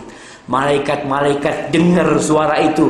Mereka mengatakan, ya Allah, suara ini biasa diangkat. Suara ini biasa tasbihnya naik ke engkau. Tapi kita nggak tahu di mana tempat dia sekarang. Malaikat nggak ada yang tahu. Kata Allah, aku tahu di mana dia. Maka Allah keluarkan dari perut ikan paus. Apa kata Allah? Falaula an kana minal musabbihin la labitha fi batnihi ila yaumi yub'atsun. Andai kata itu Nabi Yunus bukan termasuk orang yang ahli bertasbih, dia akan berada di perut ikan sampai hari kiamat nanti. Maka kita perlu mengenalkan diri kita nih. Kenalkan diri kita. Ajarkan kepada anak kita kayak gitu. Nah, kau kalau lagi senang, kau punya fulus, kau sedekah. Ajarin sedekah anak kita. Ke sekolah kalau ada orang tak punya, kalau mungkin ada rezeki di rumah, nih nak, kita bagi-bagi. Kau mau bagi sama siapa? Mau bagi sama sahib-sahib besok, ya kau kasih di teman-temanmu. Tetangga-tetangga, suruh tuh anak ngirimkan makanan ke tetangga. Ajarin anak kita. Abah kenapa, Abah? Kok suka berbagi? Karena ada anak yang bingung sama bapaknya. Dia ngomong, Abah nggak takut miskin, Mbak? Fulusnya sering dibagikan ke orang.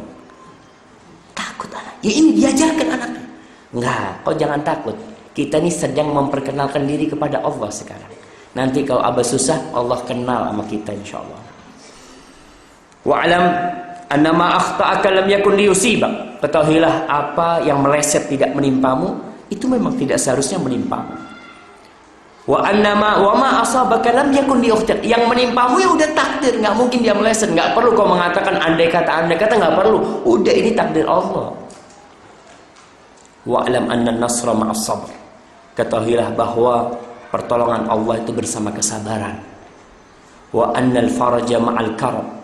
Yang namanya kemudahan itu akan datang setelah kesusahan. Wa anna ma'al usri yusra. Dan bersama kesulitan itu ada kemudahan. Hadza wallahu a'lam bishawab. Masih panjang jemaah. Kajian ini tidak boleh berhenti di sini. Kita masuk ke sesi tanya jawab. Yang jelas para orang tua, para pendidik, ketika mendidik anaknya, ingat dia juga harus ada peran mendidik anaknya. Dia harus mendukung peran sekolah. Ada orang tua yang naruh anaknya di pondok. Dia taruh nih anaknya di pondok, Ustaz tolong anak-anak dijadikan hafid. Setelah 2 tahun pulang, Ustaz kenapa anak-anak nggak jadi hafid? Loh, waktu di pondok dia hafid. Kenapa sampai rumah bapak nggak hafid? Kadangkala orang tua tidak urusannya. Itu mungkin yang bisa saya sampaikan jamaah. Kita masuk ke sesi tanya jawab. Soalnya anda lihat sebagian sudah merem-merem ya, Masya Allah. Termasuk zalim ustadznya kalau memaksakan diri, sedangkan jamaahnya sudah tidur di mana?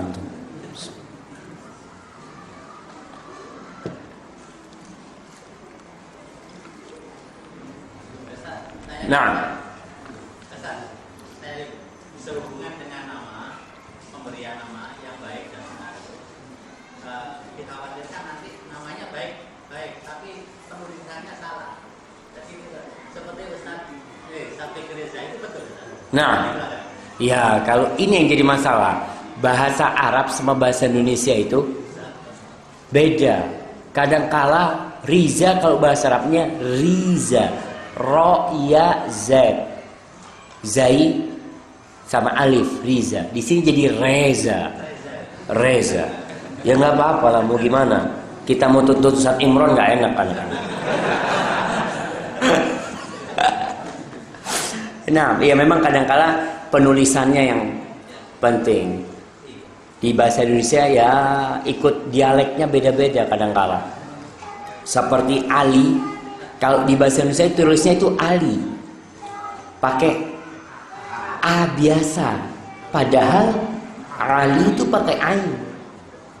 Terus gimana sekarang? Ya siapa yang bahasa Indonesia kayak gitu? Tapi sekarang itu udah mulai ada tanda-tanda. Latin itu kalau Ain itu pakai apa? Zal sama Dha itu sudah dibedakan. Ha sama Ha itu sudah dibedakan di penulisan bahasa Indonesianya. Umpamanya banyak orang nulis Muhammad, dulu itu Moh, iya kan? M-O-C-H. M-O-C-H itu mereka CH itu dianggap H sama mereka.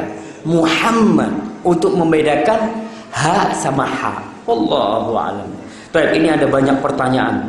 Antum dapat dari mana banyak banget ini? Insyaallah. Baik Ustaz, saya mau nanya, kalau akikah rambutnya tidak dipotong boleh apa tidak? Boleh nggak dipotong, tapi disunahkan dipotong rambutnya, kemudian disedekahkan dengan seberat rambut itu perak ya. Karena dulu uangnya itu dinar sama dirham. Nabi menyuruh kita sedekah dengan dirhamnya itu perak. Kalau enggak mau ya enggak apa-apa, tetap akikahnya sah. Tapi lebih baik dia dipotong rambutnya. Ustaz, mana yang harus didahulukan? Akikah atau kurban? Jika usia anak sudah lewat 1 tahun. Berkaitan dengan akikah dan kurban ini, sebagian ulama mengatakan bisa digabungkan satu amalan dengan 2 niat. Kalau memang pas tanggal 10, 11, 12, 13 Dzulhijjah. Tapi sebagian ulama mengatakan nggak bisa karena perbedaan sebab. Sebabnya akikah itu kelahiran anak. Kurban itu adalah mendekatkan diri kepada Allah dengan menyembelih secara umum. Allah mengatakan fasalli rabbika wanhar di sini, maka tidak bisa digabungkan. Maka ana rasa lebih baik tidak digabungkan. Terus mana yang lebih diutamakan terlebih dahulu ketika sudah lewat 1 tahun? Ya tergantung waktunya. Kalau mamanya punya uangnya itu tanggal 1 Dzulhijjah, ya udah akikah. Antum potong akikah. Mudah-mudahan tanggal 10 antum dapat rezeki bisa kurban. Jangan ditunda.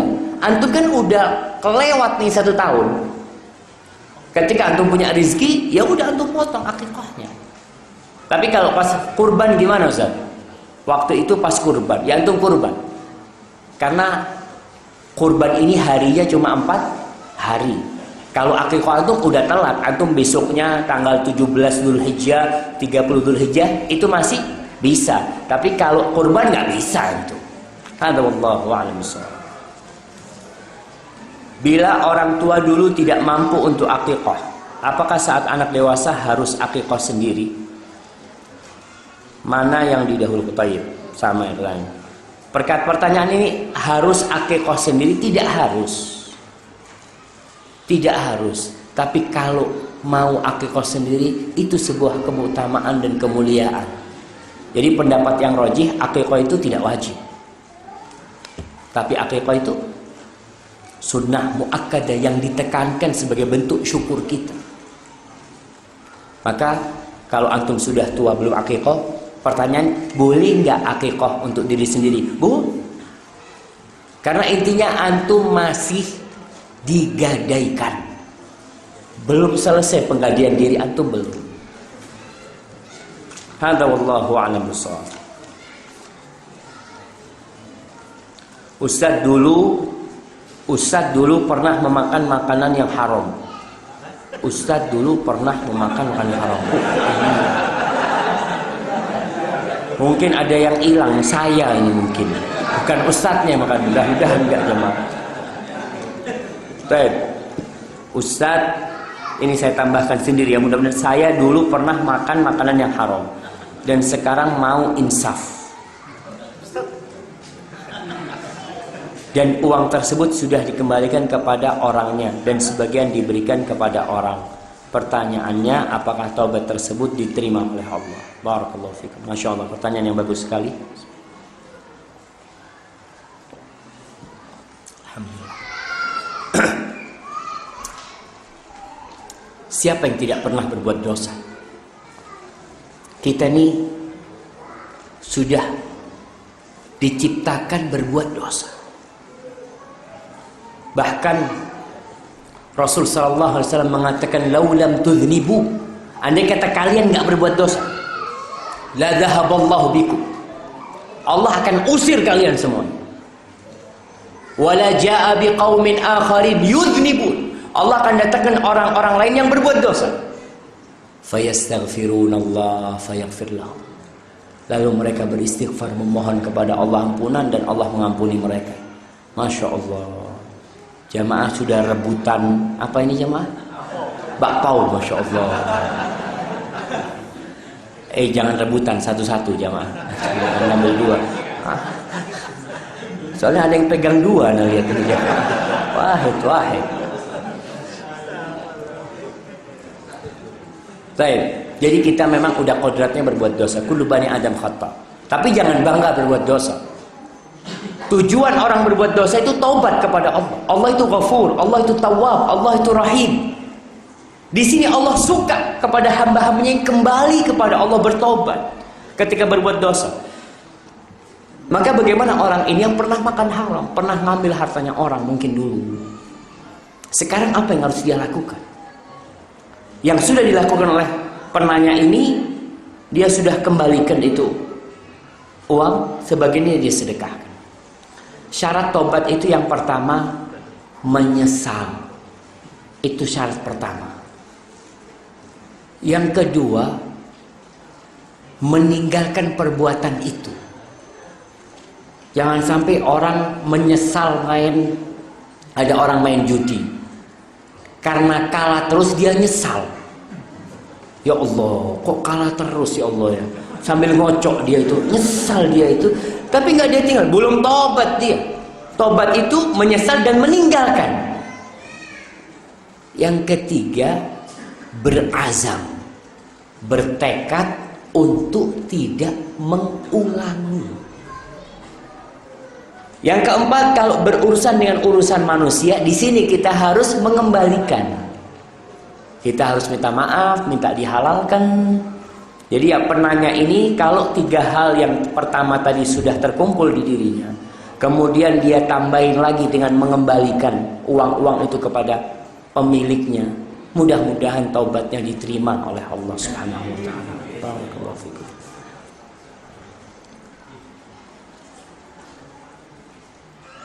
Bagaimana kita menyikapi dalam mendidik anak bila terjadi ketidaksamaan visi atau ketidaksamaan pandangan agama antara suami dan istri? Ya, ini permasalahan. Awal permasalahan ini sebenarnya bermula dari pernikahan keduanya. Kan mereka menikah tadi gara-gara senang aja. Padahal visi dan misi keduanya beda dalam masalah agama. Ini orang tua yang laki kepingin ini, yang perempuan kayak gini. Ingat, yang menjadi pemimpin di rumah adalah bapak. Sang istri kalau melihat, Ustaz gimana pandangan suami anak ini duniawi Ustaz? Ya, istri bagaimana membujuk suaminya. Dia bujuk suaminya ini, kasih pengarahan supaya menyamakan visi dulu. Jangan sampai orang tua ini, orang tua yang satu dorong, yang satu narik. Kesian sama anaknya. Ada orang tua yang tidak pernah satu kata, maka satu harus ngalah supaya anaknya tahu siapa yang harus aku taati. Jangan sampai bapak melarang, ibu nyuruh.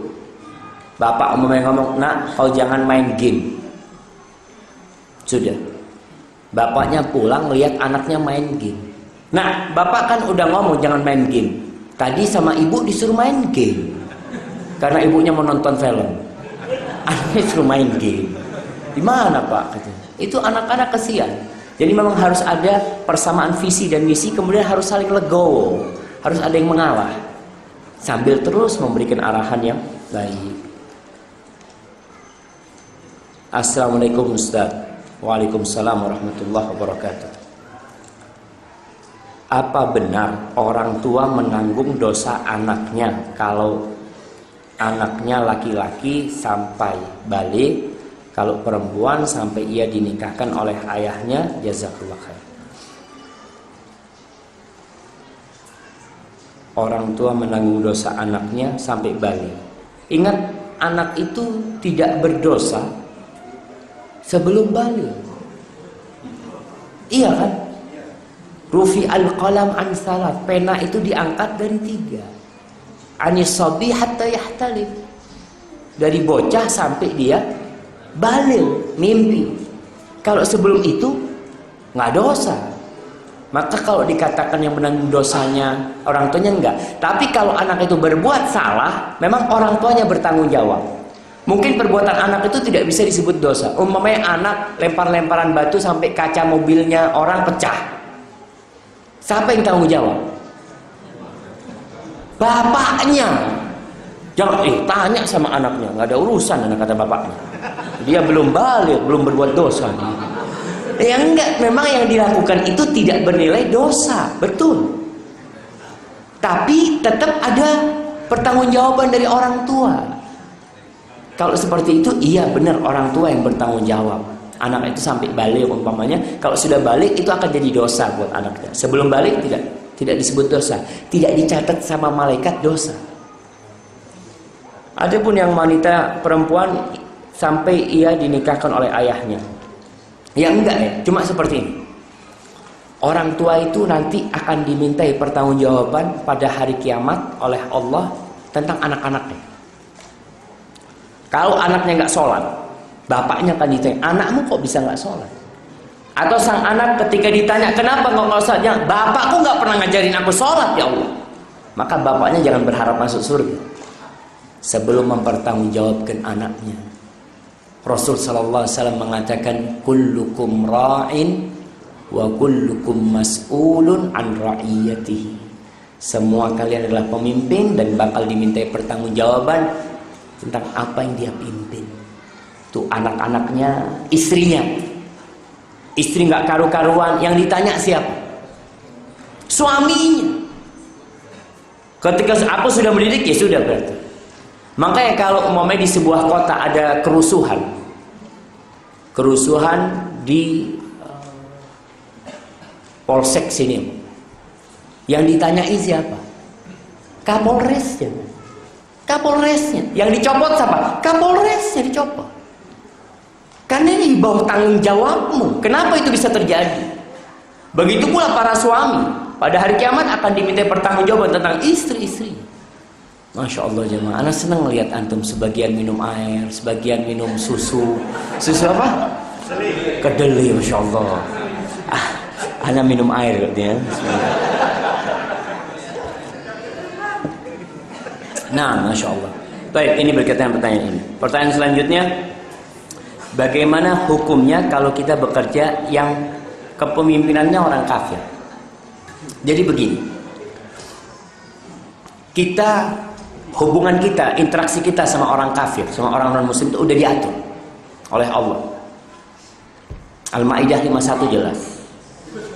Antum baca surat Al-Mumtahanah.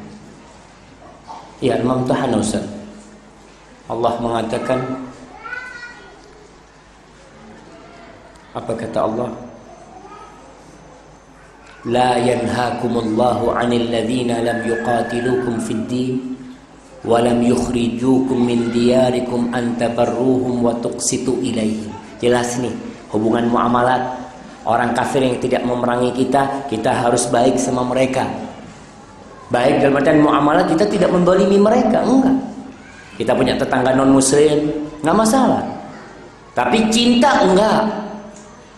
Kau benci sama orang kafir? Benci. Aku nggak mau sembunyi-sembunyi. Bahkan orang kafir benci sama kita. Iya, kalian benci sama kita. Kau tahu dari mana aku benci sama kau? Allah yang cerita sama kita. Allah yang cerita. Walan tardu ankal yahudu walan nasara hatta tattabi'a millatahum. Allah mengatakan qad badatil baghdha'u min afwahihim wa ma tukhfi suduruhum akbar. Nampak dari omongan-omongan orang kafir itu, nampak kebencian mereka sama kita, dan yang disembunyikan di hati mereka jauh lebih besar. Itu jelas. Ini berkaitan sama orang kafir. Iya, kita bekerja sama orang kafir nggak apa-apa. Kita punya bos orang kafir nggak apa-apa. Di masa sahabat ada sebagian sahabat yang kerjanya sama orang Yahudi. Karena Yahudi punya kebun, mereka kerja. Ali bin Abi Thalib pernah kerja sama orang Yahudi. Nah, pimpinannya orang Yahudi, tapi itu urusan kerja, nggak ada masalah. Tapi dalam hati kita tetap menyimpan kebencian kepada dia dan kepada kekufuran dia. Benci, nah, nggak ada orang yang bisa menghalangi kebencian kita kecuali kita sendiri. Kita anak nggak mau benci, ya sudah engkau. Dalam artian nggak ada kekuatan pemerintah, kekuatan hukum yang bisa membuat antum tidak boleh benci. Nggak bisa, urusan hati ini. Ana suka sama fulan, ana nggak suka sama fulan, apa urusannya antum? Nggak bisa. Ini urusan agama ana yang disebut dalam akidah al-wala wal bara. Kita berlepas diri dan kita memberikan loyalitas kita kepada siapa? Kita berlepas diri daripada orang-orang kafir dan kekufuran mereka. Ingat, orang-orang kafir dan kekufuran mereka, dan kita memberikan loyalitas kita kepada orang-orang yang beriman dan kepada keimanan mereka. Kita loyal. Jadi kalau bekerja kepada pemimpin kafir ya nggak masalah. Tapi antum jangan milih pemimpin yang kafir. Antum kerja di perusahaan yang punya non muslim misalnya, antum jadi anak buah, ya nggak masalah. Mau gimana lagi? Antum bekerja di situ. Tapi jangan memilih sama orang kafir. Dan antum nggak boleh cinta sama dia.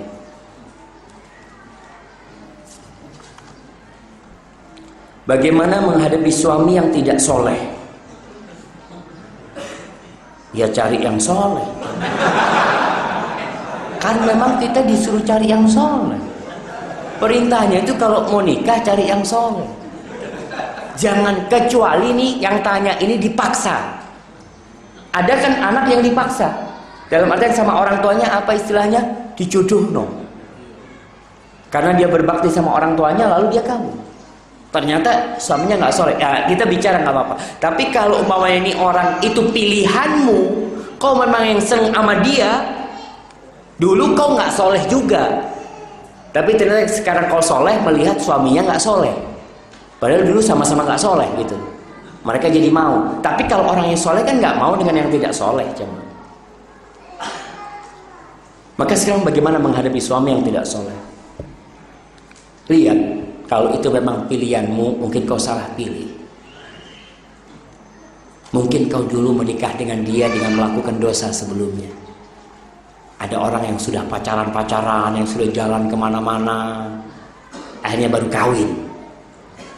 Maka kau harus bertobat kepada Allah Subhanahu wa Ta'ala atas dosa masa lalu. Kemudian diperbaiki. Suaminya diperbaiki, bisa berubah insya Allah.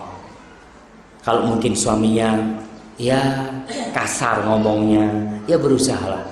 Kita yang berlemah lembut, ibu yang berlemah lembut kepada suaminya, diajak suaminya sholat. Kalau nggak sholat, dididik suaminya. Kalau terakhir suaminya memang nggak bisa, ya itu pilihan kita.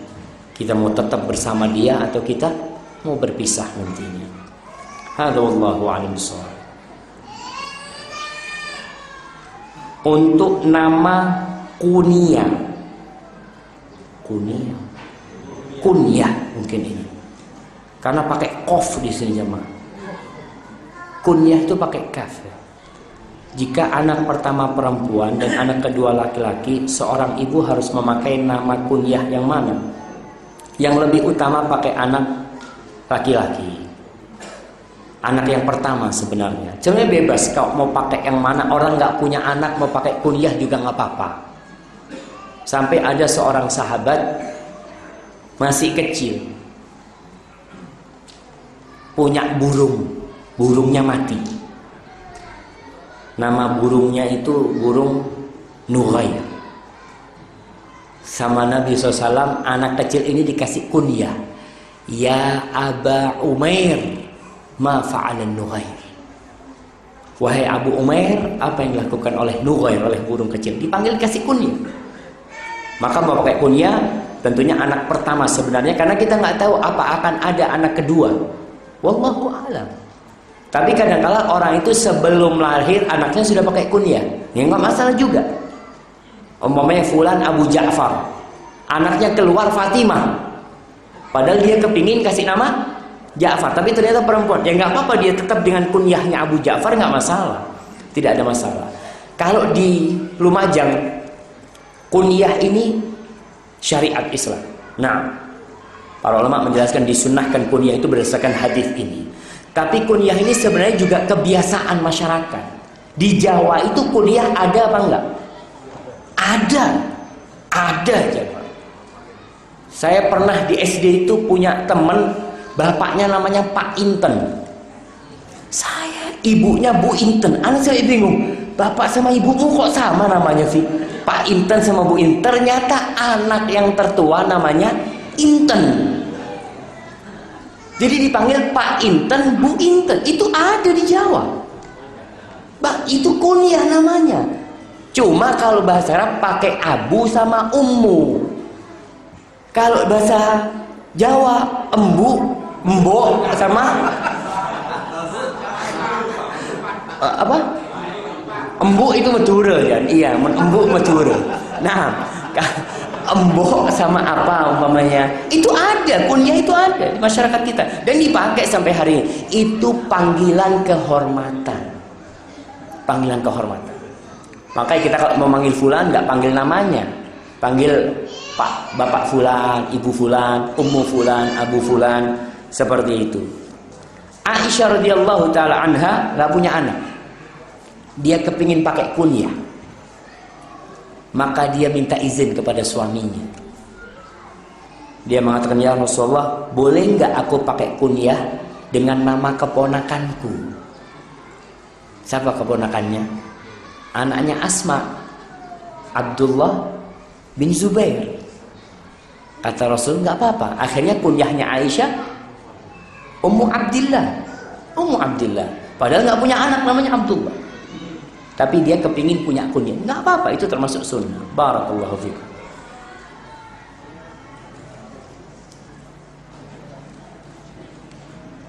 Nah, mana yang paling baik, menyekolahkan anak di sekolah Islam yang belum kenal sunnah tapi tahfidnya bagus, atau di sekolah yang lumayan mendekati tapi tahfidnya kurang? Jadi jamaah, kurang lebih lah, kita ini sekarang di negeri kita sedang menuju Islam yang kafah, insya Allah. Jadi sekolahan-sekolahan yang ada itu semuanya sedang bergerak menuju ke sana. Kita memang orang tua harus milih mana yang harus kita pilih. Antum lihat yang terbaik buat anak antum. Karena kondisi sekolahan tuh beda-beda.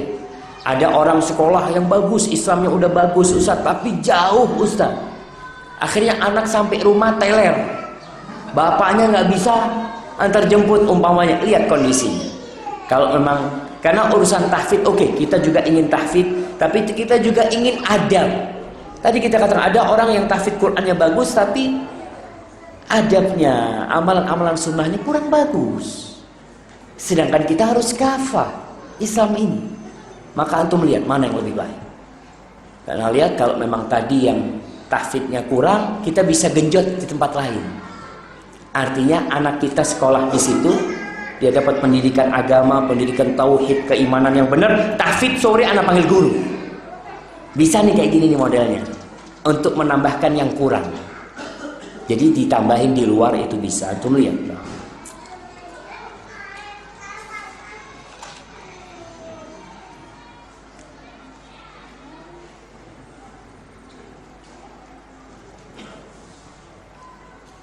Ana dapat kue-kue yang enak dan kesukaan anak-anak dari acara pembukaan bank.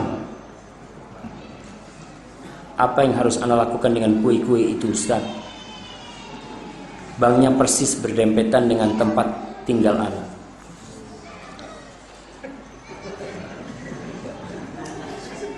Jadi jemaah, wallahu a'lam, lebih warok antum meninggalkan itu. Tapi saya sebagai ulama mengatakan kalau itu pemberian gak ada masalah, tapi lebih wara antum kasihkan kepada yang lain. Hadza wallahu a'lam bissawab. Tapi antum tanyakan kepada Ustaz, ada Ustaz Imron di sana, tanyakan sama beliau. Ana enggak tahu, wallahu a'lam.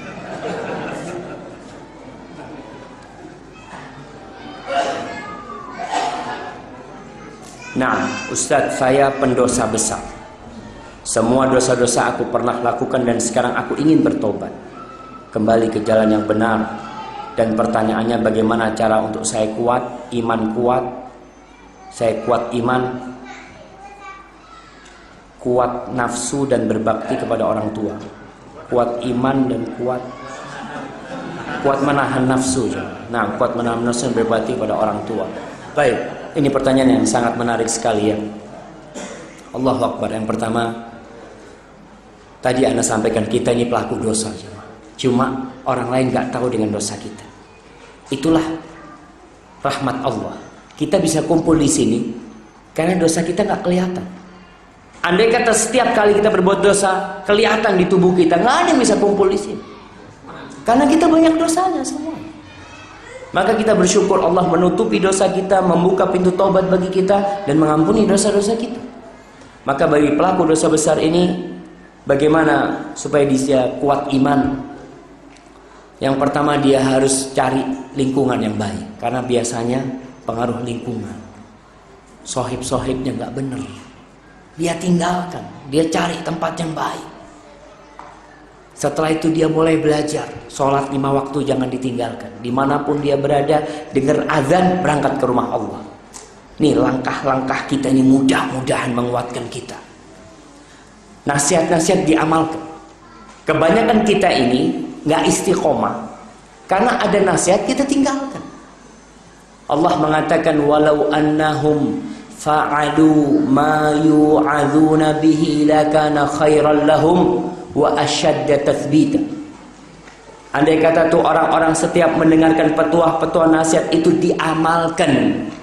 Kebanyakan kita datang pengajian itu untuk menambah wawasan, bukan untuk mengamalkan. Itu penyakit. Orang datang untuk apa? Untuk menambah wawasan. Kita belajar agama itu bukan seperti pelajaran IPS. Oh, ternyata ada pulau kecil, itu kan untuk wawasan. Tapi Islam ini untuk diamalkan.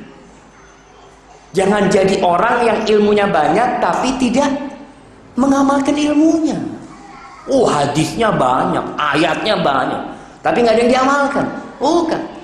Maka kata Allah, andai kata tuh orang-orang mengamalkan apa yang dinasihatkan kepada mereka, lakana khairan lahum, itu pasti akan lebih baik buat mereka, wa asyadda tathbita, dan itu akan lebih meneguhkan mereka istiqomah. Maka tadi antum berusaha untuk nasihat diamalkan, cari teman baru, berdoa terus, minta sama Allah, istighfar yang banyak ya. Mudah-mudahan dengan cara seperti itu antum bisa istiqomah. Hadza wallahu a'lam bishawab. Bagaimana mendidik anak yang temperamental?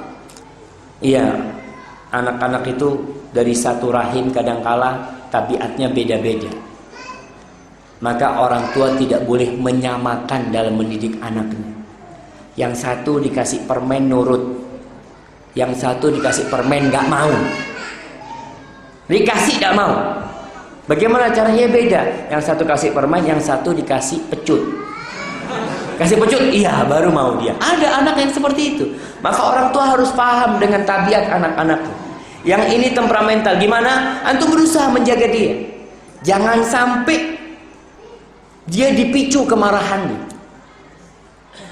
Kadang-kala ada orang tua yang suka meledek anaknya. Ada orang tua, oh lihat tak bisa, oh tak bisa, anak itu marah dikasih.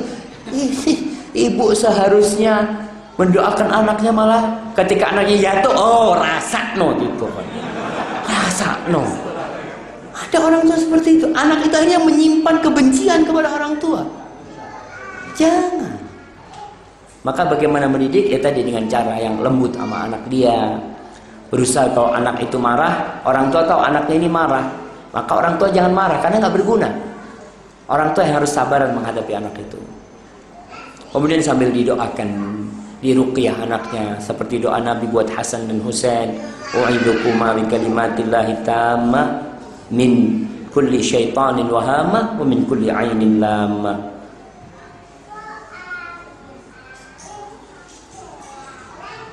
Baik.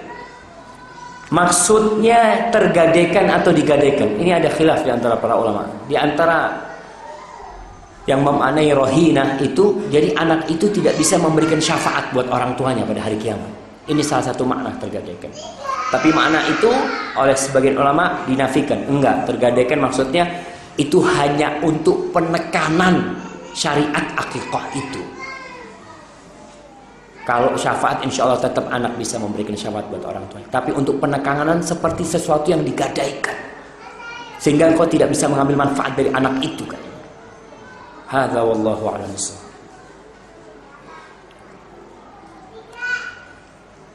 Anak membawa rizki sendiri, kadang dikaitkan dengan wetonnya. Wetonnya seperti pon, wage, paing, kliwon, legi, ya legi. Terkadang disambung ke watak anak itu. Apakah ini termasuk syirik? Kalau dikatakan syirik bukan sih, tapi ini sebuah khurafat. Meyakini sesuatu yang Allah tidak membuat di situ sesuatu yang ada sebagai tanda, itu Allah nggak jadikan itu tanda. Pon, pon, akhir cekindi, ruto kondi, enggak seperti itu. Dan ini sisa-sisa dari tradisi peradaban Hindu-Buddha. Kita harus sama-sama meyakini memang betul. Indonesia sebelum Islam datang itu Hindu-Buddha. Jadi banyak warisan-warisan Hindu-Buddha itu yang masih di masyarakat ada. Tradisi di dalam Islam tidak diperangi. Tidak diperangi selama tidak bertentangan dengan syariat. Bahkan al-ada muhakkamah, kebiasaan itu bisa dijadikan sebagai standar selama tidak bertentangan dengan syariat. Tapi kalau sudah berseberangan dengan syariat, mana yang kita dahulukan? Tradisi apa syariat? Ya syariat lah. Jadi yang seperti ini nanti mungkin bisa mengantarkan kepada syariat, mungkin ketika dia meyakini. Jadi ketika kena musibah, oh iki gara-gara lahiri pon, coba lahiri wagi, tidak apa-apa, nah ya enggak lah seperti itu. Jadi ini ya keyakinan yang perlu diperbaikin. Dulu di Indonesia ini rame jamaah. Tahun berapa ya? Yang ramalan ketik rek apa? Tanggal rek spasi tanggal lahirmu nanti akan dapat. Kamu tidak cocok kerja di air. Kamu cocok kerja di api. Allah, suruh daging dagang sate umpamanya. Urusan air.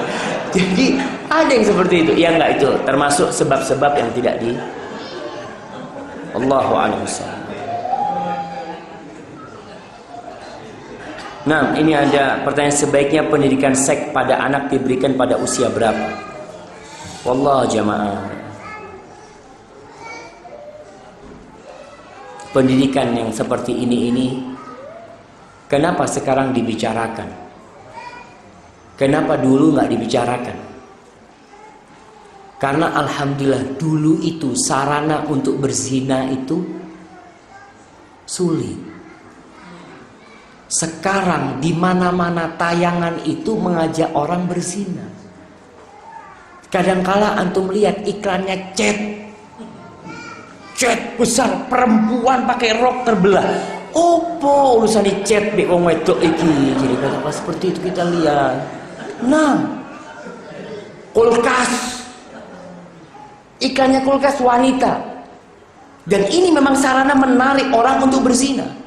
Makanya jangan antum heran kalau ada anak SMP memperkosa anak SD, anak SD memperkosa anak SMP, terjadi di negeri kita. Kenapa terjadi? Karena kita memang membuka peluang mereka untuk melakukan hal itu. Ini kita tidak bicara pendidikan seks. Memang sudah diajarin mereka melakukan hal itu. Na'udzubillah min dzalik. Orang tuanya nggak perhatian sama anaknya. Kemana bapak ibunya? Wallah, anak ketika baca di koran ada 7 anak yang memperkosa satu siswi umur 13 tahun. Salah satu yang merkosa itu umur 9 tahun, anak SD. Antum bisa bayangkan. Mau belajar pendidikan seks, tuh anak umur 9 tahun sudah memperkosa. Karena sarananya memang na'udzubillah. Orang tua kadangkala membiarkan anak kecil itu pakai celana pendek keluar rumah.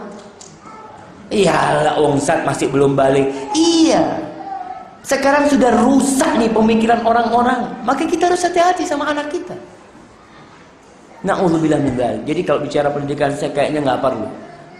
Bapak-bapak dulu waktu kok bisa punya anak, Pak? Belajar seksnya di mana? Nggak ada belajar. Di sekolah nggak pernah belajar. Tahu ya apa? Itu naluri, nggak perlu diajari. Betul jemaah. Sekarang yang ada na'udzubillah. Kemarin ketika hari Valentine, antum melihat Menteri Kesehatan yang bagi-bagi kondom gratis. Beli coklat, hadiahnya kondom. Na'udzubillah. Itu yang terjadi di negeri kita. Maka jangan bicara masalah pendidikan. Bagaimana menyelamatkan anak kita dari yang seperti itu. Dan harus bersama-sama jemaah. Nggak sendirian kita. Itu iklan-iklan di jalan, iklan-iklan di TV. Na'udzubillah min dzalik semuanya jemaah.